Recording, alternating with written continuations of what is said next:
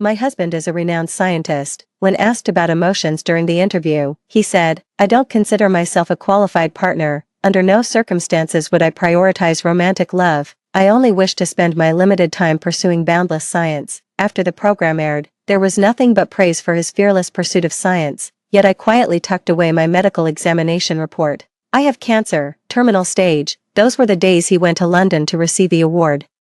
They were my last days in this world. 1. The last moment before consciousness faded was the blinding light of the surgical lamp, and when my soul left my body, I could see the entire operating room. When I saw the electrocardiogram beside the hospital bed, the line representing the heart rate had already flattened into a straight line. I suddenly realized, it seems I had already died, too, for some reason. I became a spirit, able to drift around freely, just this morning.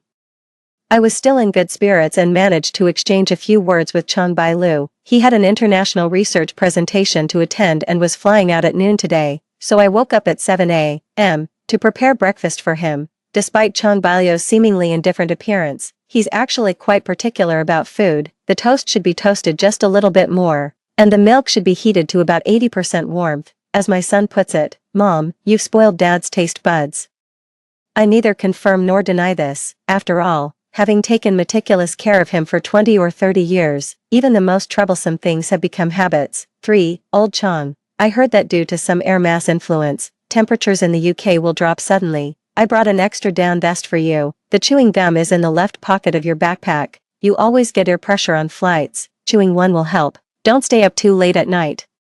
Has your heart been bothering you recently? Go to bed earlier. It's a polar continental air mass. My words were abruptly cut off. Raising my head dully, I met his clear eyes. The saying, time never defeats beauty, fits Chang Bai-lu well. His brow bones remained strong, approaching middle age, yet time seems to have left no trace on him, so that chill carried since youth can still pierce straight to the depths of my heart. He was correcting the inaccuracy in my first statement.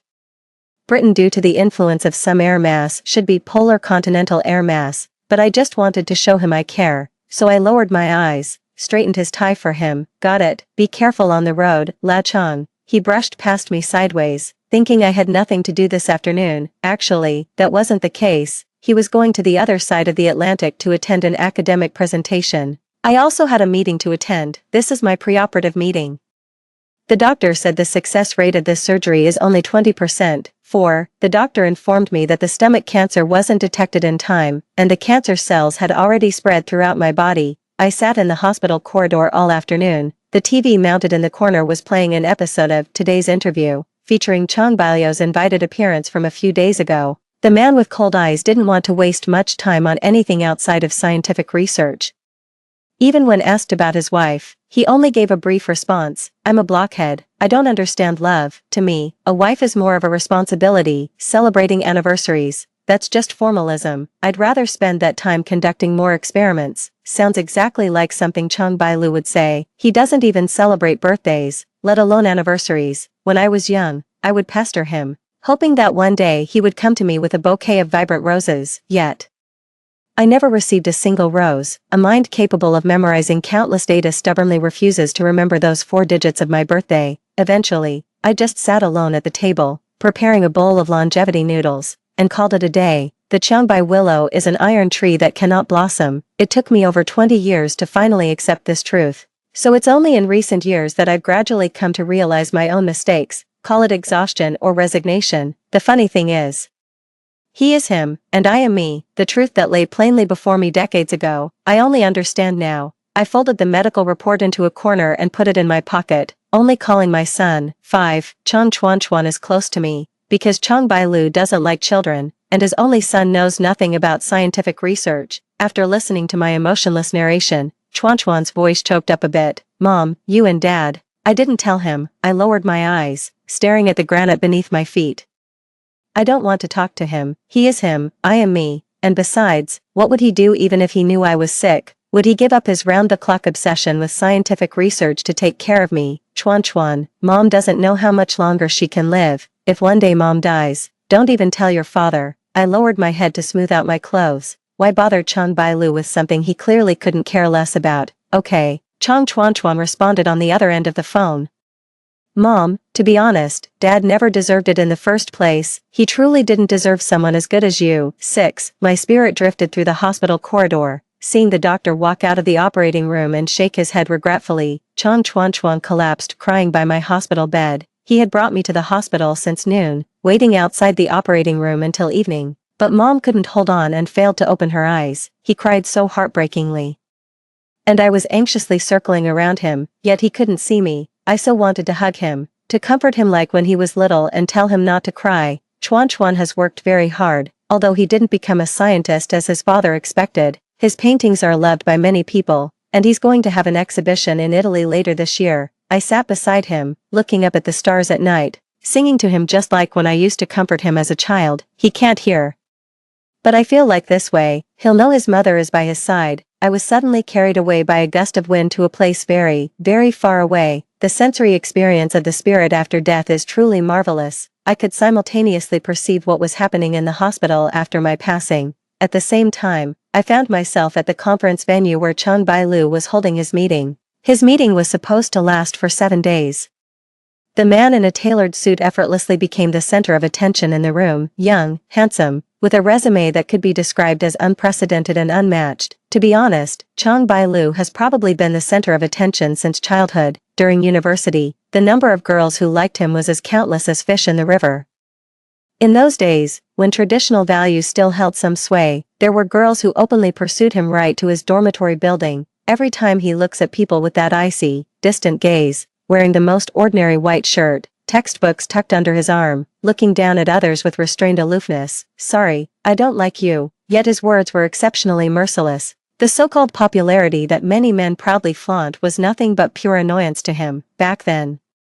He had won national scholarships so frequently it became routine. The teacher would often mention his name in class. At that time, I was one of those students who looked up to him, standing at the very periphery. I only dared to steal a glimpse at the corner of his shirt as he left the cafeteria. Chang Bailu had absolutely no idea that I had been secretly in love with him for 3 or 4 years before our blind date. I would never have guessed that 3 years after graduation, the blind date arranged by my family would turn out to be him. I won't have someone I like. This is what Chang Bailu said to me when we first met. If I had to say what I like, it would be conducting experiments, calculations, basically anything that doesn't involve people. He slightly furrowed his brows, yet even that couldn't diminish his striking handsomeness. He articulated himself concisely and clearly. We're not talking about love, we're just making sure there's an heir.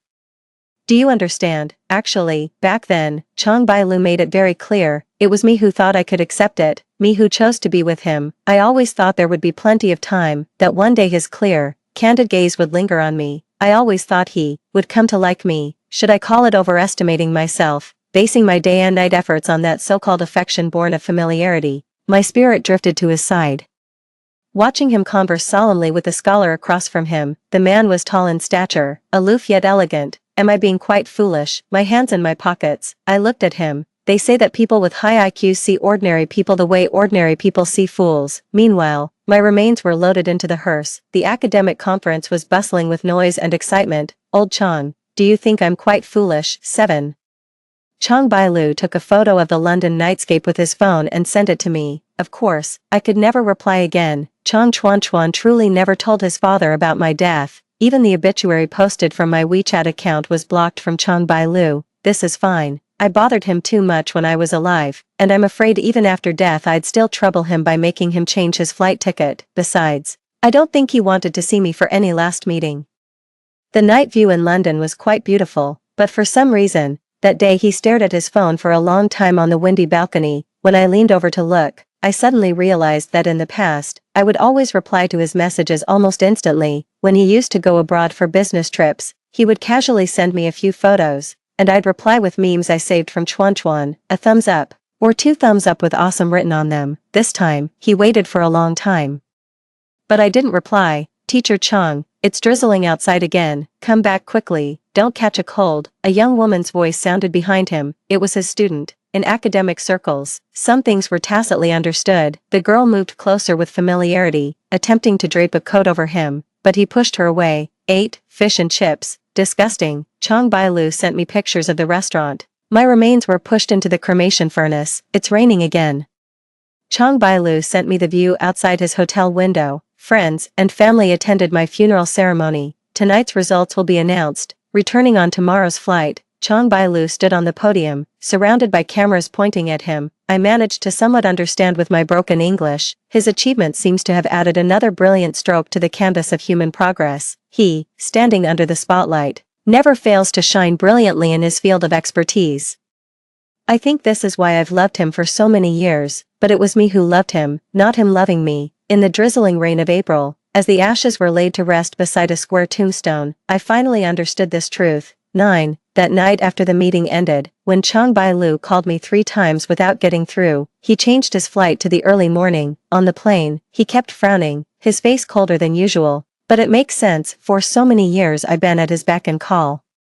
So suddenly being unreachable must feel strange to him. Actually, I used to pick him up at the airport every time he returned to the country, and I would always arrive 1 or 2 hours early, waiting for him at the airport. These are also habits one simply can't bear to let their beloved suffer, so I always do my utmost to ensure his life is comfortable. But this time, he had to walk alone through the nearly empty airport terminal, then hail an overpriced taxi at 4 or 5 in the morning.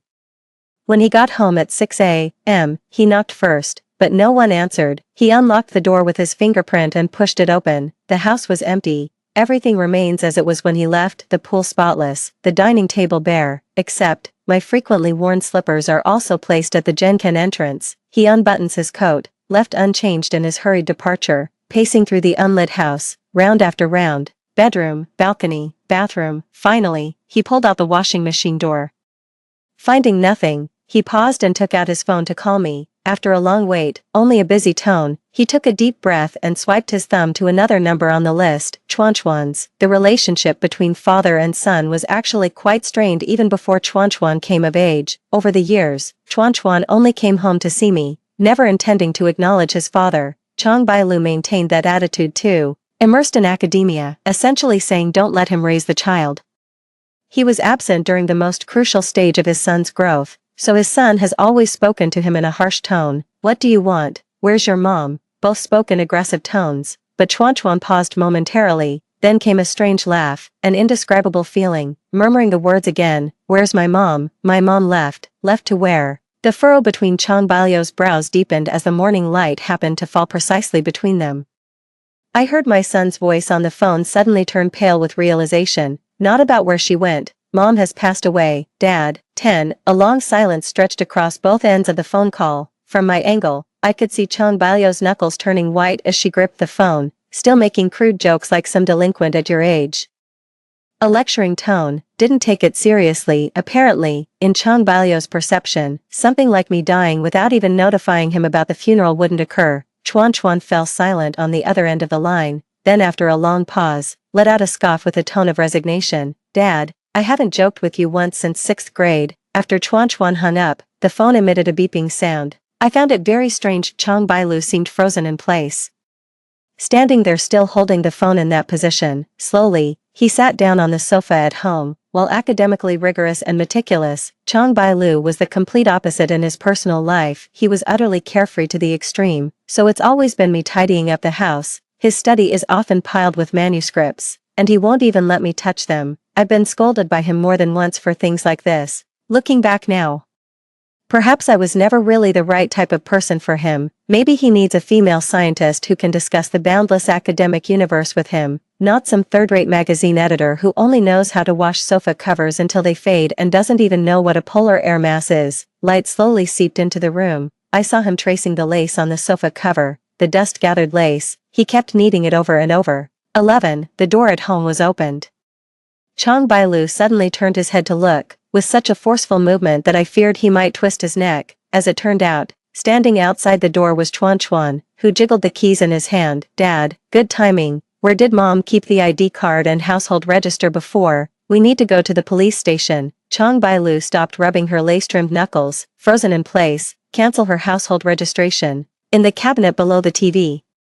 I keep some personal documents belonging to both me and Chong Bailu. He tends to toss such things around carelessly, including medals from major awards, so I always carefully store them for him. He personally doesn't care about these things, but I always delight in gently running my fingers over them. What's the point? He didn't understand why I was happy about him winning the award, so I just smiled and held his arm. Because you're my husband, of course I'm happy when you win an award.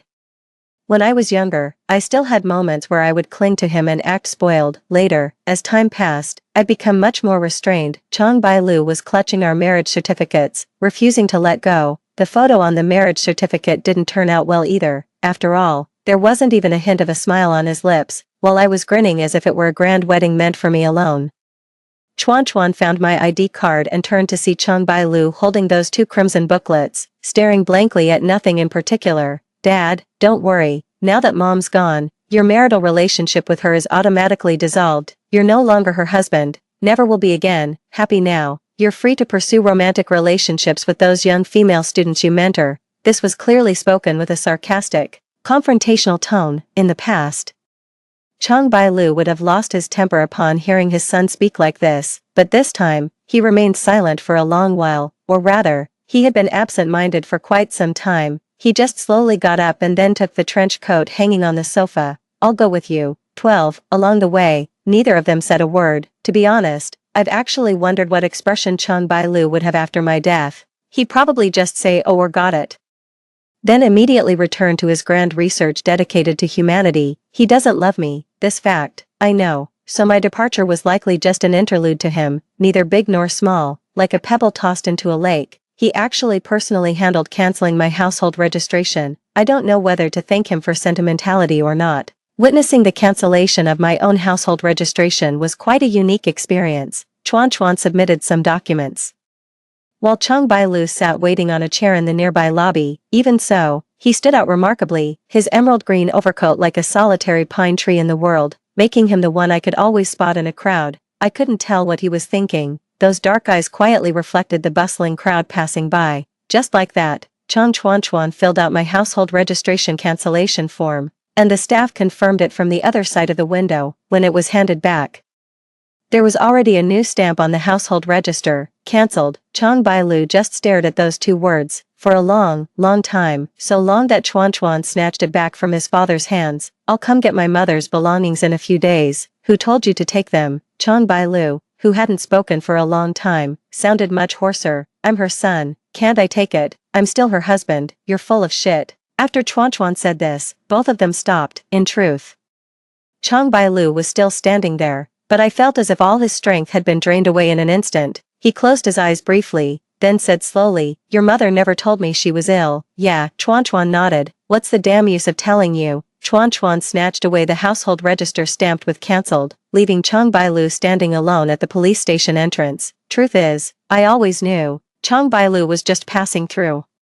Trying to melt someone like him was impossible. He is always rational, always aloof. Under the scorching sun, he turned and walked down the street filled with cicada songs. 13. I thought Chong Bai-lu would attend to his unfinished research topics after returning, yet he just stood there blankly from the moment he entered the foyer, just spacing out. For example, standing in front of that handmade model I placed in the entryway for over 30 minutes. This model was brought back from Melbourne, but I could never get the last piece to fit correctly. He held me in his arms and called me silly, then effortlessly assembled it in no time, like sitting on the sofa, staring at the aloe vera we raised together, until the sun had set. The aloe vera was a folk remedy I got from the traditional Chinese medicine clinic near our door. Back when my skin was always acting up, I'd often stare at him enviously, poking him and asking why his skin could be so flawless. Most of the time, he'd dodge me with a look of disdain. Sometimes, he would take my finger and give it a gentle bite. When night fell, he wouldn't turn on the lights. Sitting alone in the dim living room, I think, in my absence, he might still feel somewhat unaccustomed. After all, I've taken care of him for so many years, and after all, Lin Wanjun will always leave a light on for Chong Bai-lu to come home to. At 1 in the morning,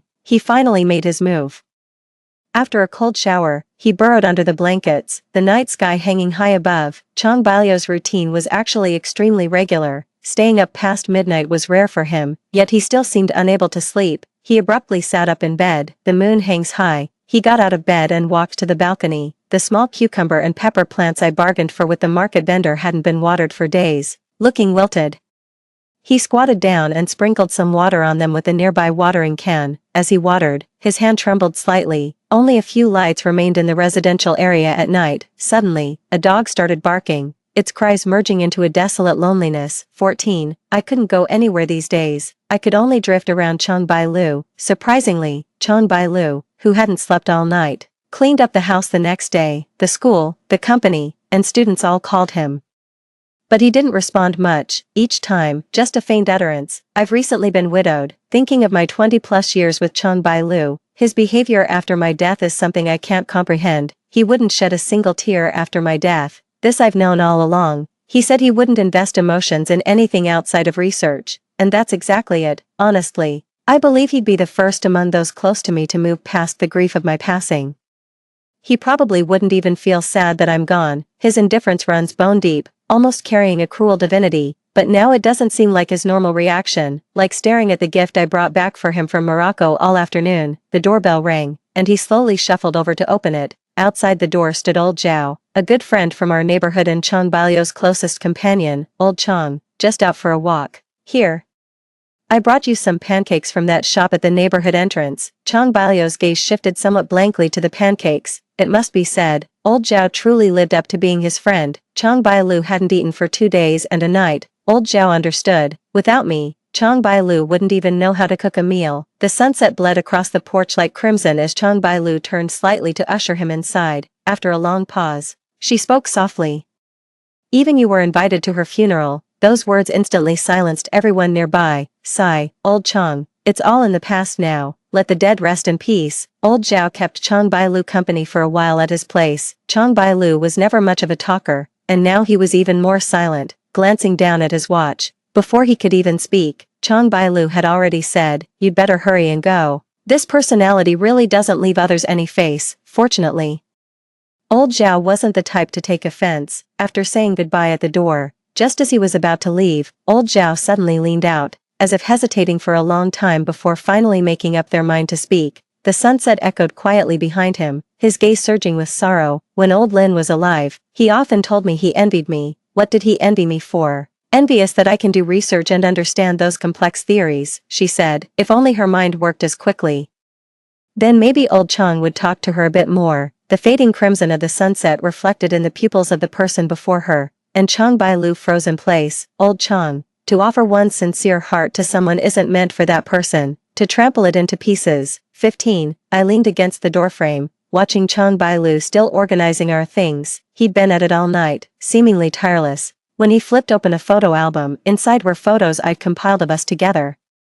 There were actually very few, despite having that face that's attracted admirers since childhood. Chongbailu never liked taking photos. Many times I had to drag him into taking photos with me. There were also times when he had no choice but to be photographed, like the one he's currently rubbing with his fingertips. The cable car ride we took together in Fragrant Hills. Back in those days, there weren't many safety measures. After he explained how the cable car worked, I was terrified and clung tightly to his arm, only to be met with his icy, "I regret explaining this look." I remember now. There's actually a story behind this photo. That was probably the only time I ever fought with him, threatening to divorce him. Chongbailu had always been busy, especially when he was younger, with virtually no free time to spare. I really pestered him for a long time and did a lot of convincing before he finally agreed to set aside 3 or 4 days to take a trip with me.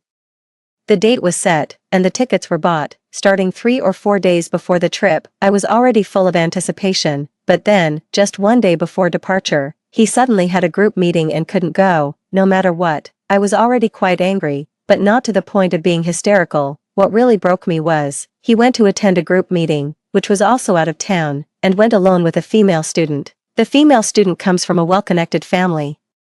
While I usually take care of Chongbailu, that girl always dresses up flashily and tries to get close to him. Whenever I came to see Chongbailu, she would seize him to ask professional questions, dragging on for over half an hour each time. As for me, I'd just be left holding that box of takeout that was getting cold, waiting dryly. I asked him if we could cancel the group meeting, but he said it couldn't be done. "You go by yourself," he said indifferently to me while tidying up his manuscripts. He said those words in the morning, and by evening the divorce papers were on his desk. He finally looked up at me from that pile of newspaper data. Back then, very few people got divorced, but at that moment I genuinely wanted a divorce. I was utterly broken, emotions inexplicably tangled, perhaps because I was already pregnant with Chuan Chuan. Hormones raging, such a venting act, only my younger self could have done it.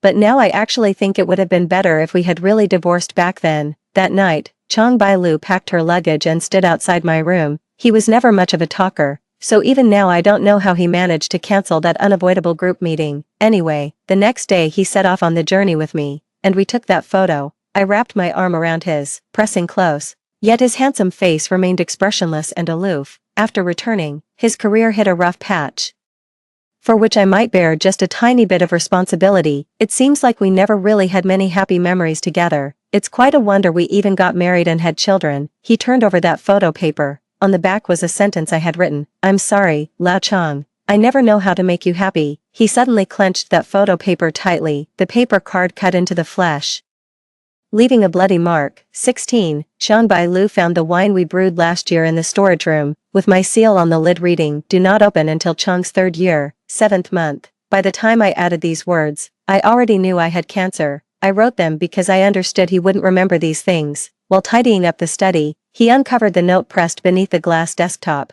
A time will come to ride the wind and cleave the waves.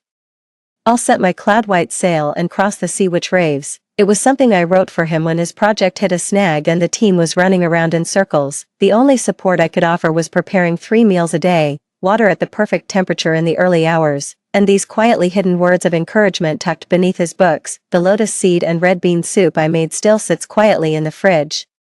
He dislikes bitter flavors and refused to eat it unless the lotus hearts were removed. I coaxed him with a smile. All right. I'll peel the lotus seeds for you before making the next batch. Okay, but deep down, I already knew there wouldn't be a next batch for him. Now he sits at the dining table, gently removing the cork I had sealed, and slowly finishes the box of lotus seed and red bean soup with the still good wine. Then 15 minutes later, I went to the bathroom and vomited until the world spun. Well, this thing's been sitting in the fridge for over half a month anyway. Chong Bai-lu doesn't drink much. He once said alcohol only interferes with his thinking, yet he finished that entire bottle. His alcohol tolerance must be terrible. He clung to the bottle so desperately it made me wonder if I'd misremembered the date, as if the liquor had fully fermented. He rushed to the bathroom to vomit again. A loud noise came from the bathroom as he collapsed headfirst into the sink, water gurgling and pouring over his crimson-tipped ears. He slowly raised his head, staring at the figure in the mirror, then suddenly, without warning, threw a punch, smashing the mirror. The great scientist Chong has quite the strength in his hands. The mirror cracked, blood flowing down the fissure. He stared at the distorted reflection, utterly defeated. I rarely got to see him like this, so emotionally explosive. No matter how much I provoked him before, he never showed any reaction, whether it's anger or expressions of love. The irony is that after decades of marriage, it turns out he never properly expressed love to me. The blood on his hands stopped flowing, and he walked out of the bathroom, dragging a chair blankly before coming to the wardrobe in the bedroom. He staggered onto the chair. The top shelf of the wardrobe held our seasonal bedding. My body fears the cold. Even a slight chill is unbearable to me. When I was young, I would act coquettishly towards him, opening my arms for a hug whenever I returned from the cold winter outside. It's cold, hold me. He refused outright. Buy a blanket. Later I bought a blanket, and no longer needed his embrace. Yes, when did I start losing that warmth? I can't remember. That blanket is still hidden in the cupboard, and I wrap myself in it every winter. So this was what he was looking for. He tugged at a corner of it. Then he lost his balance. The entire person tumbled down along with the tightly gripped blanket. It made a loud noise, but he seemed unresponsive. After a long pause, he just tightly clutched my blanket, as if it was the only thing left in his hands. He seemed unable to stand up properly, so he slowly pulled the blanket and curled up in a corner of the sofa. He wrapped himself in the blanket. Perhaps the drunken frenzy should have subsided by now. Having not slept for 3 days and vomited all the food he ate, he closed his eyes briefly. Someone who shouldn't feel cold was now wrapping the blanket so tightly around himself. It was almost covetous. Would he really covet what's mine? I never thought of it that way. He struggled several times, grabbed his phone, and dialed a number. It was old Zhao. Old Chong, let me tell you something. On the other end of the line, old Zhao seemed to have anticipated this. Old Lin is gone, and that's that. The dead can't come back to life. Don't dwell on it, you, old Zhao. The words were cut off. In the silent night, he stared up at the ceiling that would never light up again, asked the person on the other end of the phone, Old Zhao, does she hate me now? After I died, he didn't shed a single tear, but why now again, holding my belongings, crying like this? 17. Chong Bai-lu and Chuan Chuan got into a fight over the ownership of my belongings. They ended up in the hospital. Several relatives and friends arrived, with Chuan Chuan being held back while shouting at Chang Bai-lu, "What right do you have to keep my mother's things? Have you ever cared for me since I was a child? Have you ever fulfilled your responsibilities as a father? Just because you don't want to be disturbed, just because you're a great scientist, yes, you contribute to humanity, how idealistic you are, how noble, so, I don't matter. Mom doesn't matter, and now she's gone. How dare you take mom's things from me too?" Chang Bai-lu was pinned down by old Zhao, unable to utter a single word in the end. He wiped the blood from the corner of his mouth. In just a few days, he had changed completely, losing weight so rapidly. The summer wind swirled through the hospital corridor as his son shouted angrily behind him, and old Zhao patted his shoulder. All right, you've come this far, old Chang. Who can you blame now?" A rather neutral statement. Chang Bai-lu coughed twice. "I never thought, so light enough to be extinguished in the melody of the summer breeze. The corridor of the summer ward stretches endlessly. He surely doesn't know. I'm floating right before him." He clutched his chest tightly, as if unaware why it ached so deeply. "I never thought I'd lose her." 18. The suffering one became Chang Bai-lu, while the one seeking liberation became me. I don't know what people become after death, nor do I know how long I must drift. I can do nothing but watch Chang Bai-lu day after day, this man who carried such weight in my life for decades. I never want to see him again after his death. Chang Bai-lu tidied up both the house and himself, shaving the stubble accumulated over days and restyling his hair. Time had always favored him so. The light streaming into the bathroom illuminated his profile. Even in his disheveled state, he remained effortlessly handsome, exuding a distinct charm. He bought a plane ticket and flew alone to Italy to secretly visit Chuan Chuan's exhibition. This must be the first time Chuan Chuan, now grown up, is seeing his own painting. When Chuan Chuan was very young, he would cry over everything. Whenever he had academic work to do and found it bothersome, he'd just leave Chuan Chuan for me and Grandma to take care of. As Chuan Chuan grew older and started school, he became completely unwilling to engage with him, disappointed that his son hadn't inherited any of his mathematical talent. Despite being a professor himself, he refused to explain even a single problem to Chuan Chuan. So now, standing before this enormous floor-to-ceiling painting, what exactly is going through his mind as he gazes up at it? He stayed alone in the exhibition hall until sunset, then left quietly as if he had never been there. He also visited my grave, where he's always been a man of few words when it comes to me, so he and the photo on my tombstone stared at each other from day to night. When leaving, he reached out to touch my photo but withdrew his hand. The photo was chosen by Chuan Chuan, where I'm forever smiling gently. Back home, he took a shower and changed into the clothes I had insisted on buying him for the new year. He slowly took out the sleeping pills from the bedside drawer. These days, he couldn't sleep at all without sleeping pills, so he asked the doctor to prescribe some. He stared at the box of sleeping pills in his hand for a long time, in the empty and silent room, as if the figure of the person from the past could no longer be found. He threw the sleeping pills into his backpack. Before closing the front door, he suddenly, without warning, gave a deep glance in my direction, then walked away without looking back. 19. Chang Bai-lu knows of my existence. 3 days later, I suddenly realized this matter, because since 3 days ago, Chang Bai-lu began writing some words in the notebook. Awan, I don't know if you're by my side, you might be, or you might not, but what I can be certain of is, if that experimental direction wasn't wrong, you'll definitely be able to see these words. What do you mean? I blinked my eyes as Chang Bai-lu boarded the green train at that moment. This rumbling machine ceaselessly advanced towards the snow country. The destination on the ticket was Russia. Green shadows sway like wind beyond the window. As he put pen to paper, I gradually realized something deeply unsettling. If we say that souls exist after death, which is my current state, then logically speaking, everyone would become a soul after death. But why do I only see myself? Why do I exist? Why am I the only one who exists? What exactly am I? If I became a ghost, why can't I see other ghosts? Could it be that, am I the only ghost in this world? Once this question arises, I realize how much I took everything before for granted. The fact that I retained consciousness after death is itself an extremely strange phenomenon. I suddenly raised my head and looked at the man meticulously writing characters in his notebook. It's no coincidence. Nothing is by chance. The fact that I retained consciousness after death is absolutely no supernatural tale. It's because of Chang Bai-lu, the person who touches the world's cutting-edge technology and stands at the academic pinnacle. What was done to my body without my knowledge? 20. The universe follows the law of causality. The law of entropy tells us that the universe moves from order to disorder, and time only flows forward. Flowers bloom only to wither. and the dead can never return. The train rumbled along as Chang Bai-lu leaned against the carriage. His hand kept writing in the notebook. How ridiculous, Awan.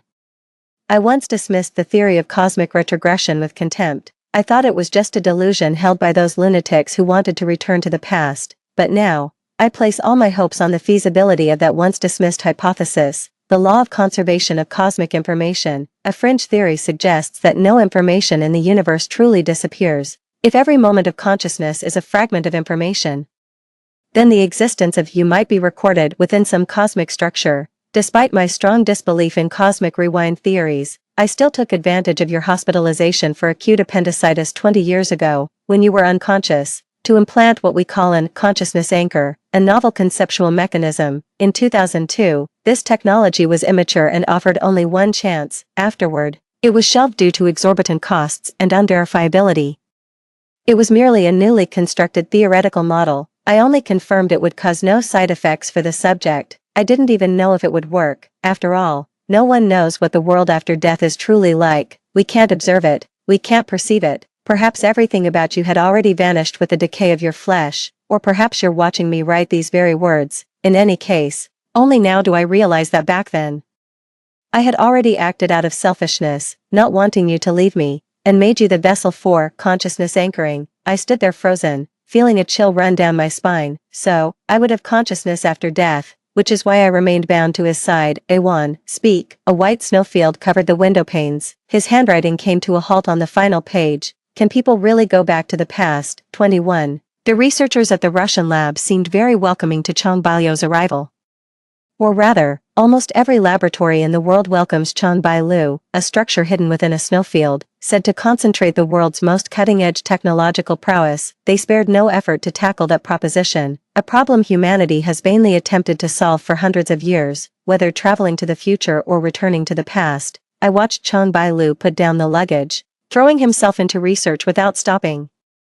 Watching the draft papers in front of Chang Bai-lu gradually pile up into a thick stack, seeing him constantly forget to eat, with pitifully little sleep each day, he seems to have gone mad, as if solely to verify the answer to that problem. During my daily leisure time, I would use that notebook to write me some messages. I don't understand things like space-time leaps or quantum entanglement, but if I exist here, then perhaps their experiment had some probability of success. And during these days, looking at Chang Bai-lu, who has become like this, as time rustles by in its ceaseless cycle, I find I neither grow weary nor bored. A consciousness entity no longer experiences such emotions. I sat on the nearby bookshelf, staring at him and thought, all along, did I hate him? Actually, not anymore. In the end, feelings wear out until there's nothing left. To be fair, Chang Bai-lu wasn't particularly good or bad. We just became an ordinary couple, perhaps not loving so sweetly. That's all there is to it. I gave him my body and soul, my everything. It's a pity that by the time he turned around, I had already left, and when I learned how emotionally affected he would be by my departure, I actually felt nothing at all. Chang Bai-lu is truly formidable. He can wear down even the most passionate heart until nothing remains, all while believing he wouldn't care in the slightest. But in the end, he miscalculated, but I no longer cared. I sat there, watching it all unfold like scenes from a play. The ending meant nothing to me. Chang Bai-lu no longer mattered to me either. For those wasted years spent on Chang Bai-lu, I have no regrets, for human choices are not meant to be regretted. How I wish Chang Bai-lu could understand this truth and let me go, instead of persisting with this insane experiment as now. His theory involves dividing people into extremely small fragments, somewhat obscure and hard to grasp. I can only try my best to comprehend it. Those extremely tiny fragments can no longer be called individual entities. They are atoms, 10 to the 28th power protons. Remarkably, each proton in its quantum state can precisely mark its structural function. They formed a stream of protons, which is my current form of consciousness. Only this proton stream meets the conditions to advance through wormholes in a light spiral. This experiment succeeded during Chang Bai-lu's third year in Russia. He inserted his thumb into the machine. As it operated, a smooth cross-section was created without producing additional blood, bones, or nerves. He successfully transformed into the same kind of substance as me, unobservable by humans. The severed finger's nerve, belonging to the Changbai willow, absolutely stimulated him, the pain making him clutch his finger and kneel on the ground. Yet he laughed. Over the years, he had grown increasingly neurotic. Old Zhao came to see him, bringing sesame cakes from the neighborhood shop that had braved the snowfield, staring at the man before him whose hair had grown long enough to be tied up. Old Zhao just let out a sigh. Old Chang, without old Lin, fewer and fewer people can keep you in check. I don't think my existence brings anything to Chang Bailu. All I can do is offer him a cup of hot tea when he's tired. Is this cup of hot tea important? If old Zhao could answer my question, he'd definitely grab my shoulders and nod saying it's important. The experiment entered its second phase. It was spring in Moscow, having already achieved the conditions for artificially creating proton streams. All that remained was to manufacture a wormhole capable of traversing space-time. I don't understand physics, but wormholes were definitely the most frequently mentioned term in the sci-fi stories of my magazine. The difficulty and absurdity of it all speaks for itself. He wants to artificially create a wormhole and define this behavior with a new term, called quantum self-cleavage. I looked at the words he wrote in his notebook. Under high machine pressure, low temperature, and high-frequency electromagnetic fields, locally perturb this stable vacuum.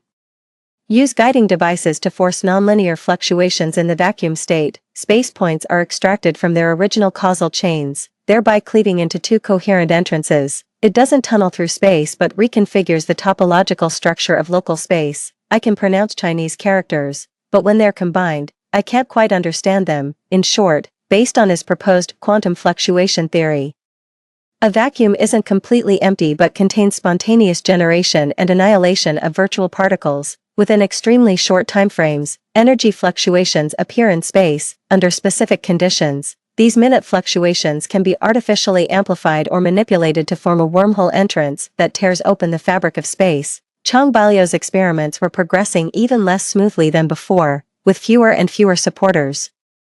Because he had been inactive in the field of applied physics in recent years, he even attracted criticism, being accused of delving into charlatan research and fantasizing about the impossible reversal of time. They said he had become a madman, experimenting on himself, and would one day die on that terrifying machine. In fact, the prerequisite for time-space travel in his theory is death. After all, being split into protons, a person would already be reduced to something finer than dust. For this reason, no one was willing to be his test subject. He would become the first test subject of the colossal creation he had made, perhaps also the last one. On a sunny morning in Moscow, he faced the final stage of the experiment. The few remaining followers would observe the entire experiment from outside a glass room. As he lay inside that somewhat eerie silver vortex titanium box, the machine started up, and no one knew whether it would slice him into countless invisible fragments, or perhaps it could truly take him through time. Maybe it's both. The buzzing sound of operation filled my ears. Regardless of his condition, I soon reacted. I felt pulled by something, a kind of resonance, a vortex. I spun with its motion yet felt no dizziness. I couldn't perceive it, yet knew that version of myself was fluid. Countless things exploded around me, darting past, abundant. I was being led, yet also felt like rushing water, unable to perceive the flow of time. It was as if billions of years roared past my ears, yet also just an instant. I fell into an abyss, endlessly plummeting, falling. Did Chang Bailu's experiment succeed? Perhaps, but I have no time to care for people's cheers, no time to consider how great he is, or what changes the future will bring. I see that I cannot see those whirlpools, I hear that I cannot hear those whispers, until my vision was filled with light. I opened my eyes, the spring breeze brushed by. Light streamed through the library window as the page of poetry journal in my hand turned. Someone by my side is tugging at my sleeve. A1. Today it's Senior Chang's turn to be the teaching assistant. If we go late, we probably won't get seats. 22. The crowd surges past us in a hurried flow. In this library with incomplete materials and slightly worn infrastructure, diligent youths often gather, striving for new ideals. The morning song rings softly, pulling my thoughts back. A1. What's wrong? Haven't you been longing to see Senior Chang? Hurry up. If we're any later there really won't be any seats left. Senior Chang, Chang Bailu. Hearing this name, I suddenly snapped back to reality. It's like white noise, gentle yet impossible to ignore. But this time, I noticed one thing, quite intuitively. Upon hearing this name, my first instinct was to avoid it. I don't love Chang Bailu anymore. So many years. I've clearly missed him for so many years, accompanied him for so long. So long that we built a family together. So long that we became each other's daily support, even family. In every day and night when my heart was stirred by him, I was lost in thought. I suddenly realized one day that I no longer had any feelings for him, so the day has finally come when I feel this way about him. I gently pushed away the girl's hand holding mine, smiled at her, Go ahead, I want to read a little longer. At least give me one more chance to start over. I don't want Chong Bai-lu, 23. There was a commotion at the door, not too big, not too small, but just enough to make me look up from the Vintage Digest. Someone was in a hurry. When normal people hurry to find someone, they're usually glanced at and ignored by others, but that was Chong Bai-lu. At 20 years old, Chong Bai-lu's white shirt perfectly accentuated his waistline, while the breeze from his walking gently tousled his black, fragmented hair, with deep-set facial features.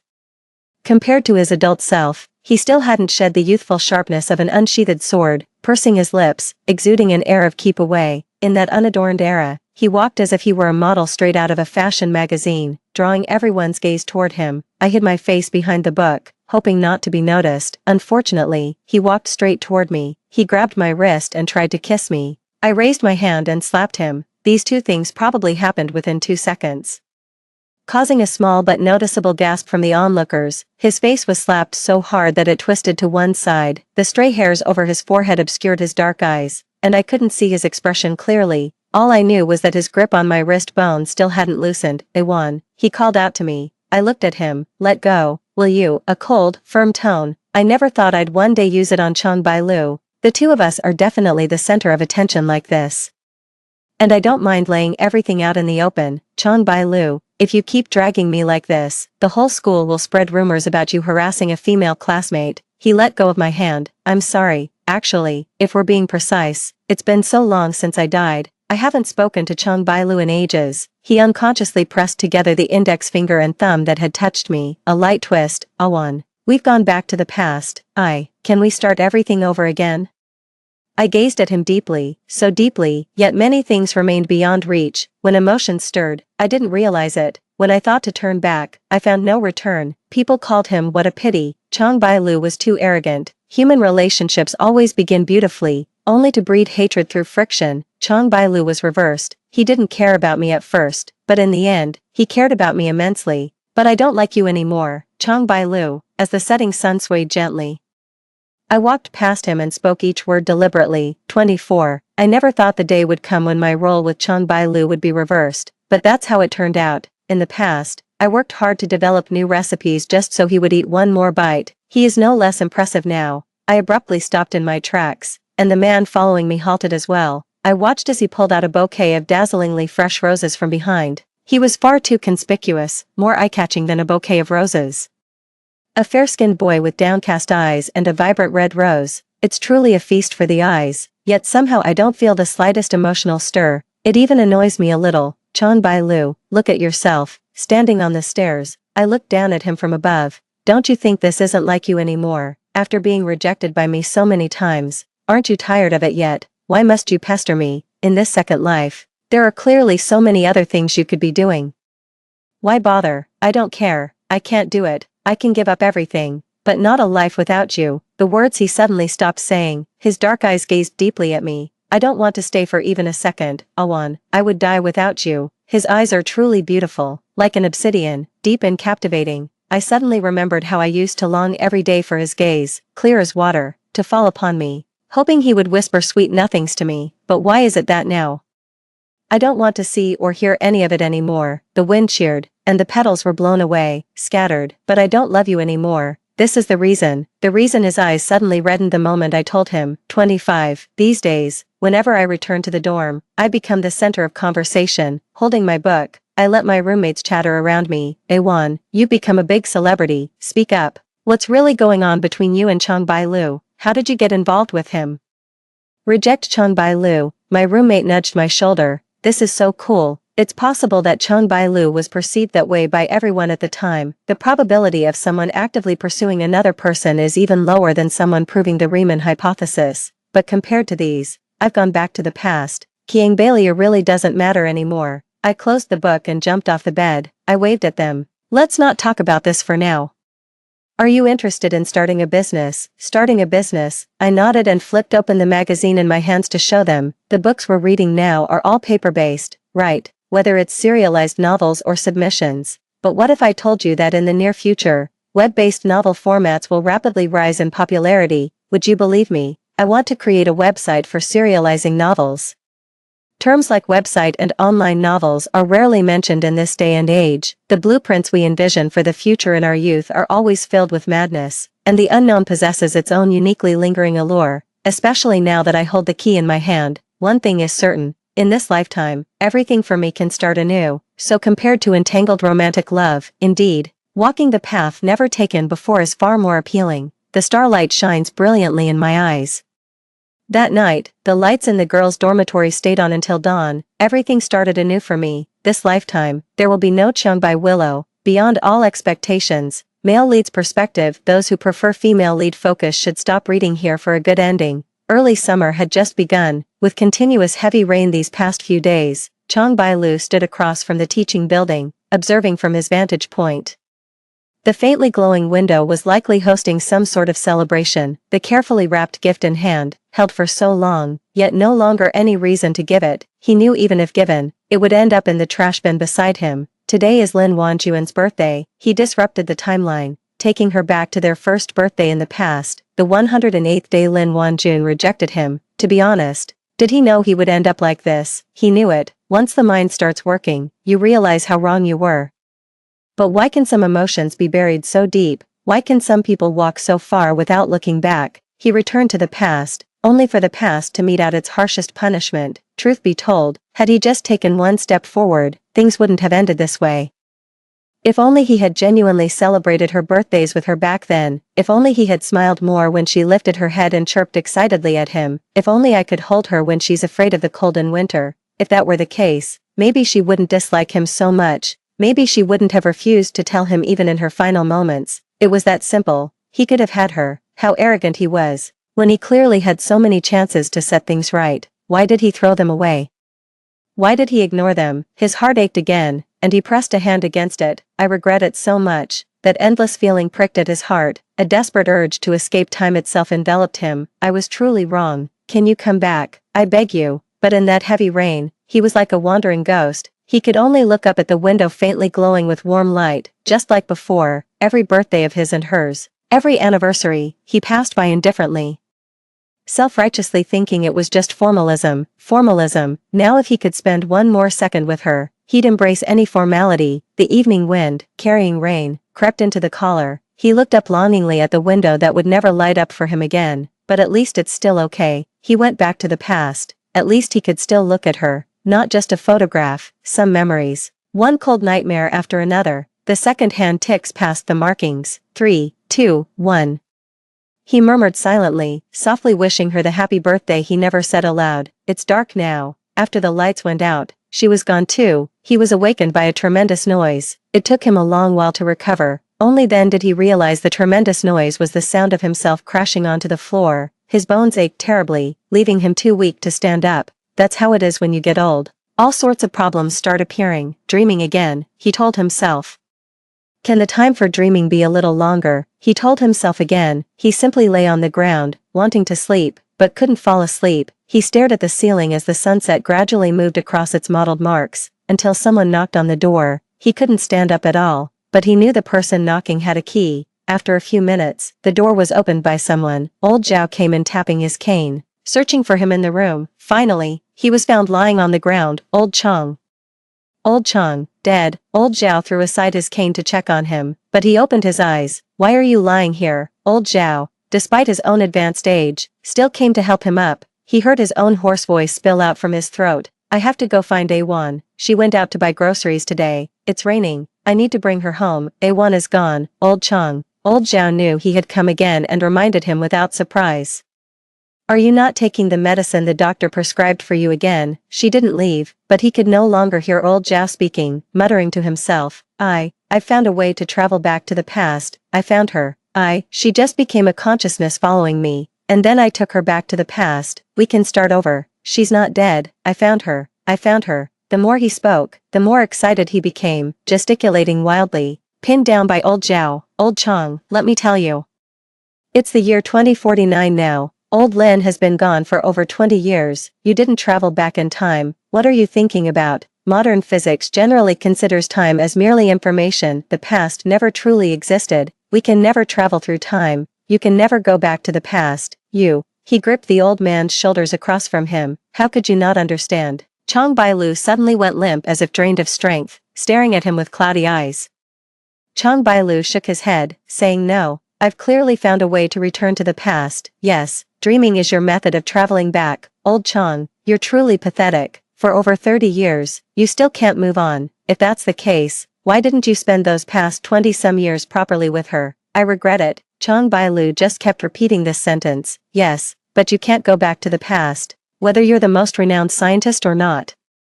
Old Zhao placed the brought flatbread on his desk. Came to see you while taking a walk. Seriously, shouldn't you hire a caregiver to look after you? You're not getting any younger either, Old Chong. The door closed as Chong Bailu sat in the rocking chair, staring at that bowl of baked cakes. He was growing increasingly fond of prolonged silences, yet thoughts revolved with the summer light. It seems he could see again. Seeing that summer from over a decade ago, woven by cicada songs.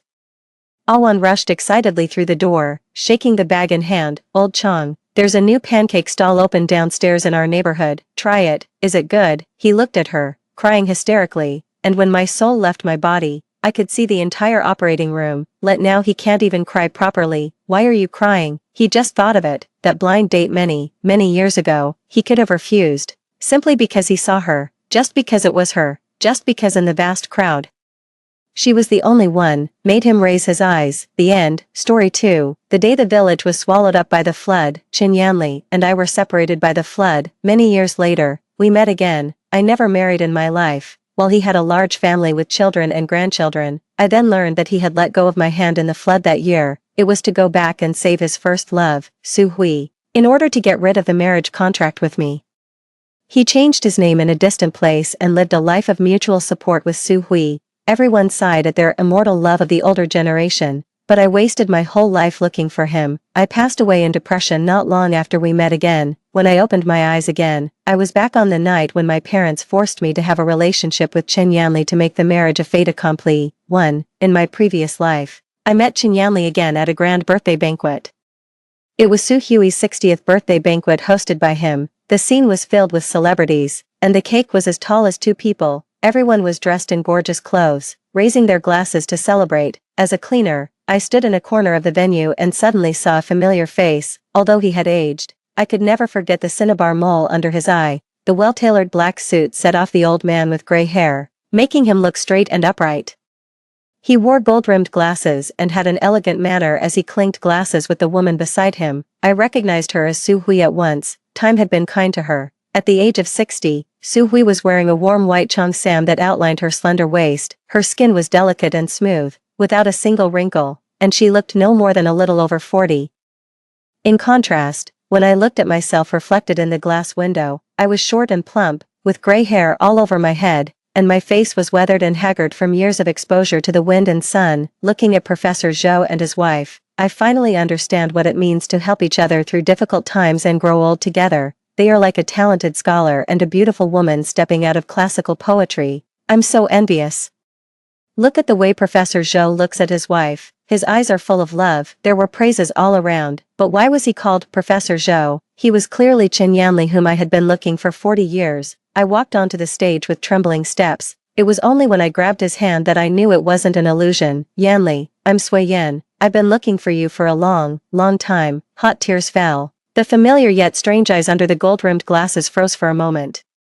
And then he roughly pushed my hand away. He took 2 steps back and frowned tightly. Who are you? I don't know you. This voice made me even more certain that he was Qin Yanli. Afraid that I would never see him again, I shouted desperately, I'm Lu Sui Yan. We were childhood sweethearts and had a betrothal marriage since we were young. In the flood disaster in 1999, the village was destroyed, and we were separated by the flood. I've been looking for you for 40 years.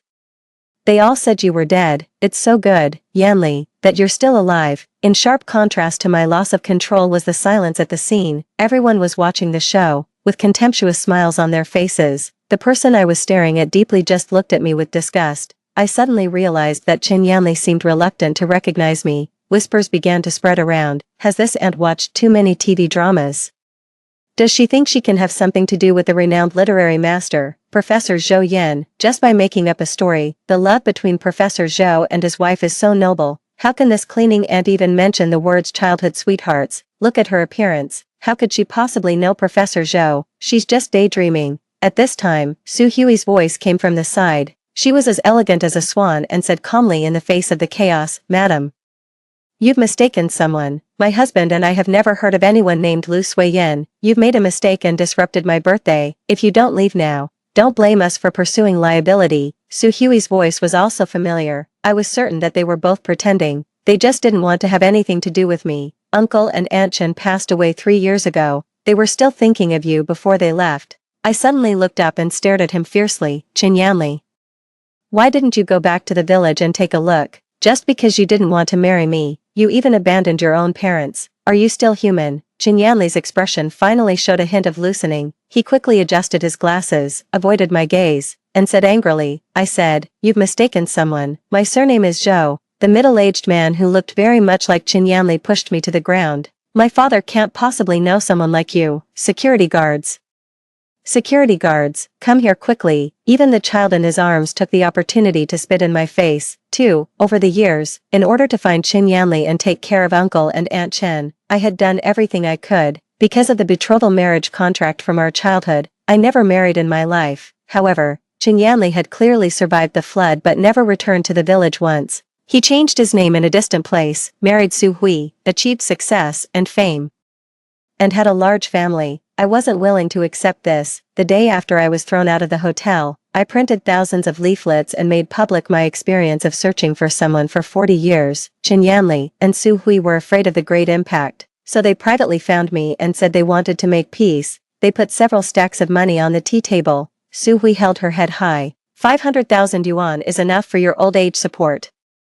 Qin Yanli sat beside Su Hui with a slight frown, holding her hand. I stared blankly. It turned out that my 40 years were only worth 500,000 yuan. Do you think it's too little? Think for yourself. Can a rural woman like you earn 500,000 yuan in her whole life? Yanli and Ian and I have already done our best. Su Hui firmly took Qin Yanli's arm, seeing that I didn't say anything. Qin Yanli impatiently stamped his foot. It's all in the past. What else do you want? I suddenly felt like laughing and looked up at the old man who was already white-haired. Back then, you let go of my hand in the flood to save Su Hui, right? Qin Yanli remained calm. You could swim, but Shao Wei couldn't. What's there to talk about? But how could he know how self-blaming I was when I was struggling in the flood at that time? For 40 years, I had thought it was my fault, in countless dreams at midnight. All I could see were the scenes of the flood swallowing Qin Yanli. It turned out that there was nothing to talk about. I lowered my head, clenched my hands, and asked in a low voice, "What about Uncle and Aunt Chen? At least they were innocent." Qin Yanli sneered, "Innocent? How could they be innocent when they forced me to marry you?" He didn't seem to feel any guilt at all. "Lu Suiyin, I'm telling you, I'm free. Parents who ignore my thoughts are not worth having. Moreover, as you can see, I didn't do anything wrong. Without your constraints, I have achieved great success. If I had really married you instead of Shao Wei back then, I don't know which mountain village I would be regretting in now." The more Qin Yanli talked, the more excited he became, as if he had suffered a lot over the years. "Take the money and be content," Su Hui sneered. "I didn't take the money because I was afraid they would accuse me of extortion." After leaving the villa, I continued to distribute leaflets and contact the media. I wanted to spend the rest of my life telling the world about the evil deeds of these two people. But before I could witness their downfall, I collapsed on the Cross River Bridge as if I had burned out and never got up again. Qin Yanli and Su Hui were still regarded as an ideal couple in the eyes of the world. I became the cleaning aunt who caused a scene at the celebrity's birthday banquet and was widely spread in short videos. When I opened my eyes again, in front of me was the familiar bungalow in my hometown. 3. You two have a betrothal marriage. Why can't you sleep together? In my opinion, you should quickly make the marriage a fait accompli and let the Chen family send the betrothal gifts. The hoarse voice startled me. My father took another sip of wine. Stop eating and go quickly. Seeing that I didn't move, my mother patted my hand. Your father is doing this for your own good. If you don't keep an eye on Yanli, be careful that someone else takes him away. I finally realized that I had been reborn. Are you deaf? Usually, when Yanli is mentioned, you can grin from ear to ear. Why are you being so coy now? My father shouted. I slammed the bowl on the dining table. Mom and Dad, I won't marry this man. My mother's eyes widened, and my younger brother's chopsticks fell to the ground. The next second, my father slapped me, but I dodged backward. What are you talking nonsense about? What's wrong with you today, child? My mother's voice was full of anxiety. My younger brother gnawed on the steamed bun and sneered. Sister, you finally realize that brother Yanli can't possibly like you. I thought you would never understand. Yes, why didn't I understand back then? Why did I have to pour out my heart and soul for someone who wasn't worthy? In my previous life, under the coercion of my family, I braved the severe cold and went to the Chin family's house. The parents of the Chin family treated me well. They took my hand and invited me to have a meal. Only Chin Yanli pulled me outside with a cold face, running to a man's house at night. Who doesn't know what's on your mind? Are you really that impatient? I lowered my head and stammered, it's my father. Who drove me out, he said. He said that if I didn't spend the night at the Chin family's house, he wouldn't let me back home. Of course, Chin Yanli didn't believe me. He snorted coldly and ordered, I've already said I'll marry you. What's the hurry? Go back. With a bang, he turned around and bolted the door. I didn't notice his undisguised disgust at all. I was excited by his vow that he would marry me. In the heavy snow, I was afraid of being beaten if I went home. So I sat in front of the Chin family's door for a long time. I didn't dare to drag my frozen legs back until the second half of the night. My father still noticed the sound of me opening the door. He slapped me several times and scolded me for being useless. Even though I was beaten, I was still happy in my heart. Because Chin Yanli said he would marry me, what was there to worry about? But this time, I didn't want to suffer from the cold and be beaten, and I didn't want to belittle myself anymore. Anyway, I will never marry him. After saying that, I took 2 steamed buns and went into my room. The narrow room was full of traces of Chin Yanli. There were his discarded calligraphy works pasted on the wall, the broken pen he had thrown away on the table, the unused pencil case. Everything related to him was carefully collected by me and regarded as a treasure. But thinking of the ending in my previous life, everything in front of me became hateful. I threw all the things related to him into the trash can at once. Having a second chance at life, I don't want to have anything to do with him anymore. 4. Early the next morning, my mother, as usual, stuffed 2 hard-boiled eggs into my hands. This one is for Yanli. Looking at the eggs in front of me, I suddenly remembered my previous life. At that time, regardless of spring, summer, autumn, or winter, I would always put the warm eggs in my arms and run to school.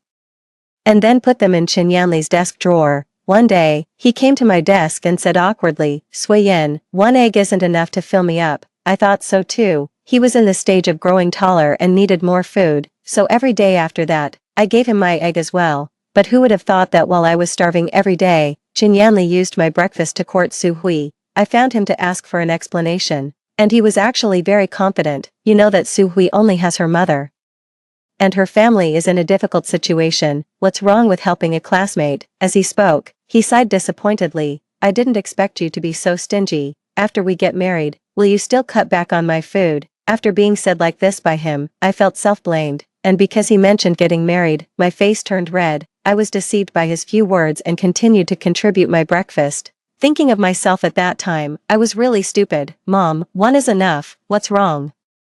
Aren't you going to eat today? As soon as my mother finished speaking, I peeled the egg and stuffed it into my mouth. Then I went out to school under her stunned gaze. Chin Yanli arrived at the classroom a few minutes after me. He was wearing a black windbreaker and brushed off the snow on his body, behind a pair of round glasses. His brows were composed. He was tall and slender, always having an elegant and outstanding temperament that didn't match our small village at all. Chin Yanli, as usual, groped in the desk drawer, but after searching for a long time, he found nothing. He seemed not to believe it and bent down to check carefully. After confirming that it was empty, he suddenly turned around and looked at me. My attention was on memorizing words. At this time, Su Hui walked in with her head down. She was wearing a clean floral cotton-padded jacket and had 2 braids. In the cold winter, unlike us who were all frostbitten with red cheeks, her skin was translucent, like a peach. Her slender hands showed that she had never done any housework. I remembered that Chin Yanli always said she was pitiful. Now it seemed that I couldn't see where her pitifulness was. Although she only had her mother loved and protected her very much and would never let her do any heavy work, and I had been herding cows, gathering pigweed, and carrying well water since I was a child, and I would be slapped by my father for no reason. My hands were as rough as sandpaper. If we were talking about being pitiful, it seemed that I was the more pitiful one, right? However, Chin Yanli had never cared about me even once. It wasn't that he couldn't see it, but that he just didn't care. Su Hui clutched the strap of her school bag and walked unsteadily to Chin Yanli. Usually, at this time, he would hand her my egg, but today, there was nothing. Chin Yanli looked at Su Hui apologetically. Only then did he notice that her lips were pale and she was staggering.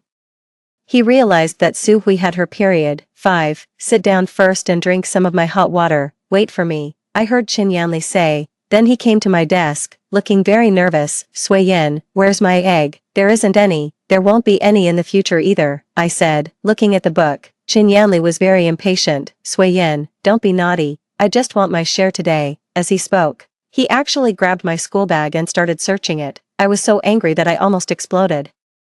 I snatched the school bag back and held it in my arms. I said, there isn't any. Can't you understand? My voice was so loud that all the classmates in the class looked over. Qin Yanli awkwardly pushed his glasses. It's just an egg. Is it really necessary for you to be like this? If there isn't any, then there isn't any. An egg, I laughed. You and Su Hui, for 156 days, 2 eggs a day, you ate a total of 312 eggs of mine. I couldn't hold it in anymore and shouted, pay me back, pay me back. Qin Yanli's eyes widened. He had never expected me to treat him like this. Sui Yin, are you crazy? I grabbed his collar tightly and looked at Su Hui. You two shameless people, pay me back quickly. Suddenly, Su Hui's eyes were filled with tears. She hugged her head and lay on the table crying.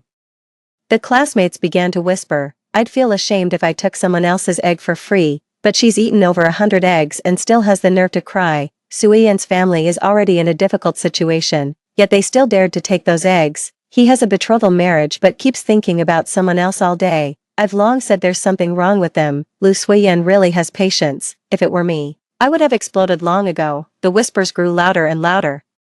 Su Hui suddenly stood up, her eyes filled with tears as she retorted, I never asked Lu Suiyan for her eggs. She pointed at me angrily. Ask her yourselves. Did I ever force her even once? She knew about my family's situation and offered them voluntarily. Now she's going back on her word. How do you expect me and Yanli to face others? I underestimated how brazen Su Hui could be. Since she dared to distort the truth like this, I simply shouted, so what if I'm going back on my word? Pay me back. Give me the money. I pushed my chair back, and Su Hui stepped back in fright. Some onlookers whistled. Ooh, the main wife and the mistress are fighting. Who's his wife? I will never marry him. I looked at that person. Qin Yanli firmly grabbed my wrist, afraid that I would rush up and attack Su Hui. Lu Suiyan, aren't you embarrassed enough? Making such a big fuss over a few eggs. You want compensation, I'll pay. He threw my arm away. It has nothing to do with Su Hui. I forced the eggs on her. She doesn't owe you anything. My brows furrowed in pain, but I stubbornly refused to show weakness. Looking straight into his eyes, a sense of sadness welled up in my heart. Once, he would stand up for me when I was wronged and take care of me anxiously when I was sick. But after Su Hui appeared, everything changed. I finally realized that he was no longer the person in my memory. Qin Yanli, I hate you. I will never marry you. 2 lines of tears fell silently. Seeing me cry, Su Hui started crying even louder. Qin Yanli's expression, which had just softened, turned stern again. He withdrew his hand that was reaching out to me and curled his lips disdainfully. Fine, that's exactly what I want. Then he quickly walked over to Su Hui, squatted beside her desk, and comforted her in a soft voice. 6. The next morning, Qin Yanli slapped a few banknotes on my desk. Without looking up, I took the money and no longer pestered him all the time like I used to. Now, Qin Yanli was almost inseparable from Su Hui every day, whether it was on the way to and from school or during breaks. However, I could occasionally catch him looking at me out of the corner of my eye. It seemed that Qin Yanli had been waiting for me to change my mind. This was an era when knowledge could change one's destiny. No matter how noisy the surroundings were, I devoted all my energy to studying. In my previous life, I never had the chance to change my life. When I was in my senior year of high school, although my grades were quite good, my father said, if a girl studies too much, she'll become too opinionated and start competing with men for power. Once you marry Yanli, won't you be arguing with him every day? In my opinion, you should quit school as soon as possible and save some money for Xiaobao. Unwilling to accept this, I went to ask Qin Yanli for his opinion. At that time, he was practicing calligraphy and didn't care about this decision that could change the course of my life. He lifted his indifferent eyes and said, isn't your biggest dream to be a good wife and loving mother and spend your life with me? What's the use of studying? I didn't notice the mockery in his words. Blushing, I lowered my head and stammered in protest. I never said such a thing. My unwillingness was overshadowed by joy, so I dropped out of school in my senior year. Even my head teacher talked to me. She said I was sure to get into a good university and told me not to give up on myself. I smiled calmly and said, Teacher, for a rural girl like me, getting through high school is already quite an achievement. After that, I stayed at home to help my parents with farm work, waiting peacefully for the day when Qin Yanli would marry me. But in the end, a flood made me a widow for him for 40 years. In those 40 years, I wasted my youth and exhausted my beauty for him. Meanwhile, He had a large family with Su Hui, enjoying the happiness of family life. Reborn, I made up my mind to go to university and have nothing more to do with Qin Yanli. I did well in all subjects except mathematics, which I often failed, so as soon as class was over, I would go to ask my head teacher for help and take copious notes. I never imagined that the notes I cherished so much would be destroyed by Su Hui. 7. One day, after having lunch at home, I rushed to school without taking a break. On the way, I met Qin Yanli. The moment our eyes met at the alley entrance, he crossed his arms and sneered, "Thought you hated me. Can't you last a few days before coming to find me?" I ignored him and quickened my pace, trying to create some distance, eager to get to the classroom and organize my notes. We walked in silence until we reached the classroom door. Qin Yanli stepped forward quickly and grabbed my arm. "Lu Suiyin, let me tell you, you can play your act. But my patience has limits. If you get jilted, don't come crying to me." I raised my head calmly and said, "I've already told my parents that I'm breaking off the engagement with you, not the other way around." Qin Yanli's pupils dilated. For the first time, I saw a startled expression on his face. Then he sneered, "Your parents are just as difficult to deal with as you are. What difference does it make if you told them?" Qin Yanli didn't believe that I had given up on him, but it didn't matter anymore. In half a year, I would be admitted to university and leave him behind completely. Let go. I struggled free and pushed the door open into the classroom. What greeted my eyes was Su Hui standing in front of the trash can. She was holding my notebook and tearing it into pieces. One by one, my blood boiled instantly. I rushed up, grabbed her braids, and threw her to the ground. My precious notebook had already become shreds, stuck in the trash can and soaked in dirty water. "Lu Suiyin, what are you doing?" Su Hui let out a scream and got up, swinging her fist at me. I kicked her down again. Doing farm work all year round had its advantages. At this moment, for example, Su Hui had no ability to fight back. "Why did you touch my notebook?" "Why?" I asked, slapping her hard. Suddenly, a powerful force came from behind. My neck was locked, and the next second, I was thrown to the side. My forehead hit the desk and chair, scraping and bleeding. Dazed, I looked up and saw Qin Yanli protecting Su Hui in his arms. The girl's crying made the boy's eyes red. "Has Lu Suiyin gone crazy? It's just a notebook. Do you have to be so brutal?" I suddenly remembered the scene when Qin Yanli stood up for me when we were kids. Back then, he was just a little taller than me in his cotton-padded jacket. He spread his arms to protect me behind him, clenched his small fists, and threatened the second-grade boy opposite in a childish voice. "Nobody is allowed to bully Suiyin, otherwise, I'll beat you up." He grew up with me as the center of his world. How could someone who once promised to grow old with me change so quickly? I bit my lip hard, and big tears fell. Only then did Qin Yanli notice the wound on my forehead. Before he could speak, Su Hui, who was lying in his arms, wailed at the top of her lungs. I didn't know it was Suiyin's notebook. I saw it on the ground and thought it was trash. I really didn't know. Perhaps Qin Yanli felt a bit guilty towards me, but I could never compare to Su Hui. He carefully examined Su Hui's wounds. When he saw the scratches on her ear, he became furious. "Lu Suiyin, you're used to fetching water and carrying manure all day. You don't know how hard to hit. Can you take responsibility if she gets a scar?" He punched the ground. "How could someone like you be a match for me?" After crying, I felt relieved. Looking at Qin Yanli's expression of frustration, I stood up, wiped away my tears vigorously, and looked at him word by word. "It's you who isn't good enough for me." Qin Yanli looked up in disbelief. 8. The torn-up notes could never be retrieved. Qin Yanli and I never spoke again. When we passed each other on ordinary days, I didn't even look up, treating him like a stranger. Several times, Qin Yanli found me on the way home from school and tried to say something, but I looked straight ahead as if I didn't see him. He was so angry that he shouted behind me, "Fine, Lu Suiyin, see if you can keep this act up for the rest of your life." After learning about the notebook, my head teacher called me for a talk during the break. She patted my arm and comforted me. "Suiyin, there's a little over half a year until the college entrance examination. You must focus on your studies and don't waste time on those trivial matters." I smiled and said, "Don't worry, I won't let those awful people and things bother me." The head teacher nodded and sighed. "Back then, when you said you were dropping out of school, I tried to persuade you again and again, but you wouldn't listen. I felt so sorry that I couldn't sleep at night."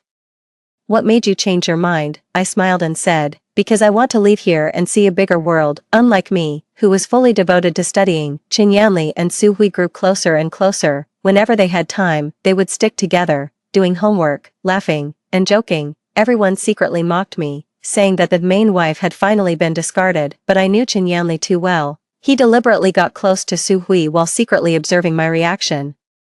As if he thought that if I got provoked, I would go back to being the same as before, hovering humbly in front of him. In fact, it was unnecessary. Even if they kissed in the classroom now, my heart wouldn't stir. He no longer mattered to me at all. I really didn't want to have any contact with Chen Yanli, but things didn't go as I wished. We met again a month later, at his coming-of-age ceremony. I didn't plan to go, considering how he had hurt me in my previous life. Back then, I started preparing for Chen Yanli's coming-of-age ceremony early. After finishing farm work and homework every day, I would stay up late knitting a sweater for him. It took me 5 whole months, constantly undoing and re-knitting, before I finally finished it. At the lively banquet, the villagers jeered, saying that since both Chen Yanli and I had come of age, we should get married the next year. Looking at the handsome face of the boy opposite, I lowered my head, my ears burning. Su Hui, who was sitting below, stamped her foot in anger and ran out. Chen Yanli saw this scene. In response to the teasing, he suddenly exploded and threw the sweater I gave him onto the dining table. The soup stained the white sweater yellow, and the alcohol stove instantly set it on fire. He clenched his fists, his eyes red as he glared at me. I hate white the most. Then he dashed out to chase after Su Hui. After that, there were all kinds of rumors about my humiliation in the village. How could I put myself through that again? Unexpectedly, my parents secretly took the sweater I made and planned to give it to Chen Yanli as a gift to show my apology. He couldn't have it. Absolutely not. I dashed out of the house. 9. I ran all the way to the largest restaurant at the village entrance. Just like in my previous life, a dozen tables were set up in a row, and the men, women, and children of the village had already started the feast. The Chen family sat at the honored seats. In the center was Chen Yanli. He looked around anxiously, but the moment he saw me, he relaxed. He poured himself a glass of wine and took a sip, and the closer I got, the wider his smile became. My father took out the white sweater from his bag and presented it to Chen Yanli, showing it off. Look at this, everyone. The girl spent more than 5 months knitting this. Her hands are full of calluses. Chen's mother smiled widely. Only Suiyan knows how to show consideration. I can't wait for her to become part of our family. My mother joined in the laughter. Chen Yanli, and Uncle and Aunt Chen, don't take what Suiyan said these days to heart. It's normal for young couples to have some conflicts. My father quickly agreed. That's right. I've read all of my daughter's diaries since she was a child. Every one of her wishes was to marry Yanli. Watching me approach quickly, Chen Yanli held the sweater and a disdainful smile appeared on his face.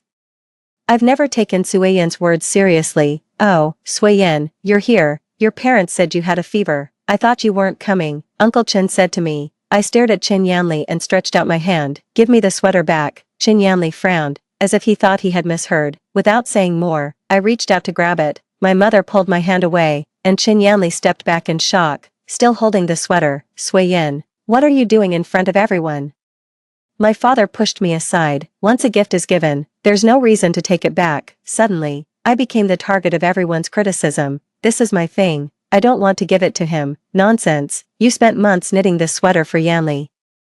Don't I know that? My mother said with a cold face. It's mine. Ignoring thee, I pushed through the crowd and forcefully snatched the sweater back. Chen Yanli stood there, looking at his empty hands in a daze. My father was furious and raised his hand to hit me. I swatted his arm away and shouted in front of everyone, Mom and Dad, I don't like Chen Yanli anymore. Not at all. I looked at the village chief beside me. Grandpa Zhou, be our witness.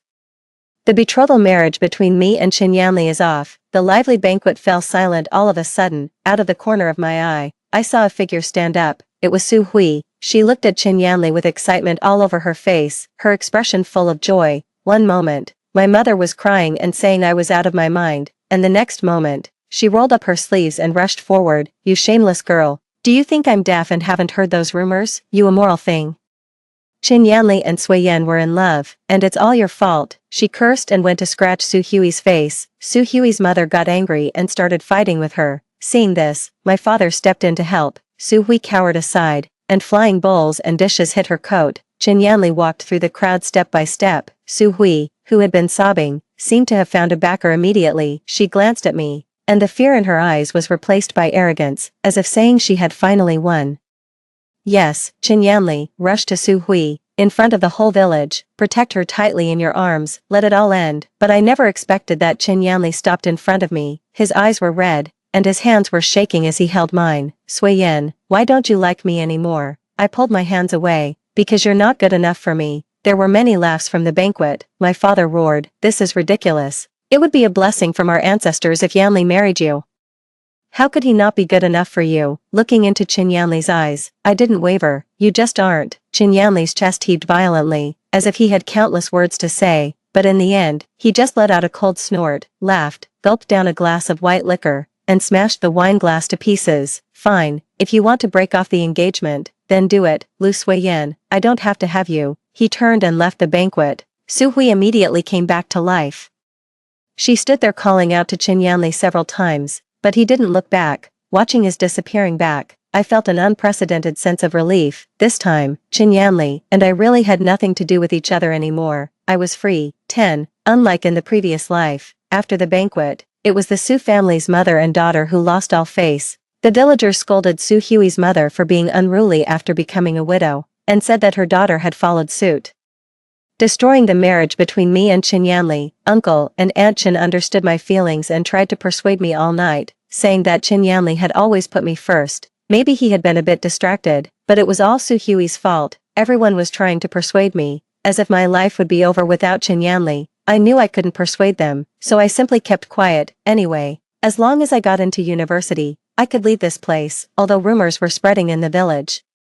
Su Hui didn't care. Now she no longer had to avoid being seen with Qin Yanli. In the classroom, she would hug his waist tightly, act coquettishly, pinch his face, and call his name in a charming voice, announcing to everyone that Qin Yanli was her boyfriend. Qin Yanli didn't say anything, tacitly accepting it, as I had expected. This should have been a huge sensation. I thought Qin Yanli would have red ears, spin Su Hui around in his arms, take her home, and always stand in front of her when being scolded by Uncle and Aunt Chen. But Qin Yanli's reaction was very cold. What was even more surprising was that after they got together, instead of becoming more affectionate, they had more and more conflicts. In the previous life, Qin Yanli went to find Su Hui after he became successful. Money could smooth over all conflicts. In this life, they got together when they were poor. And as the saying goes, poverty makes a couple miserable in everything.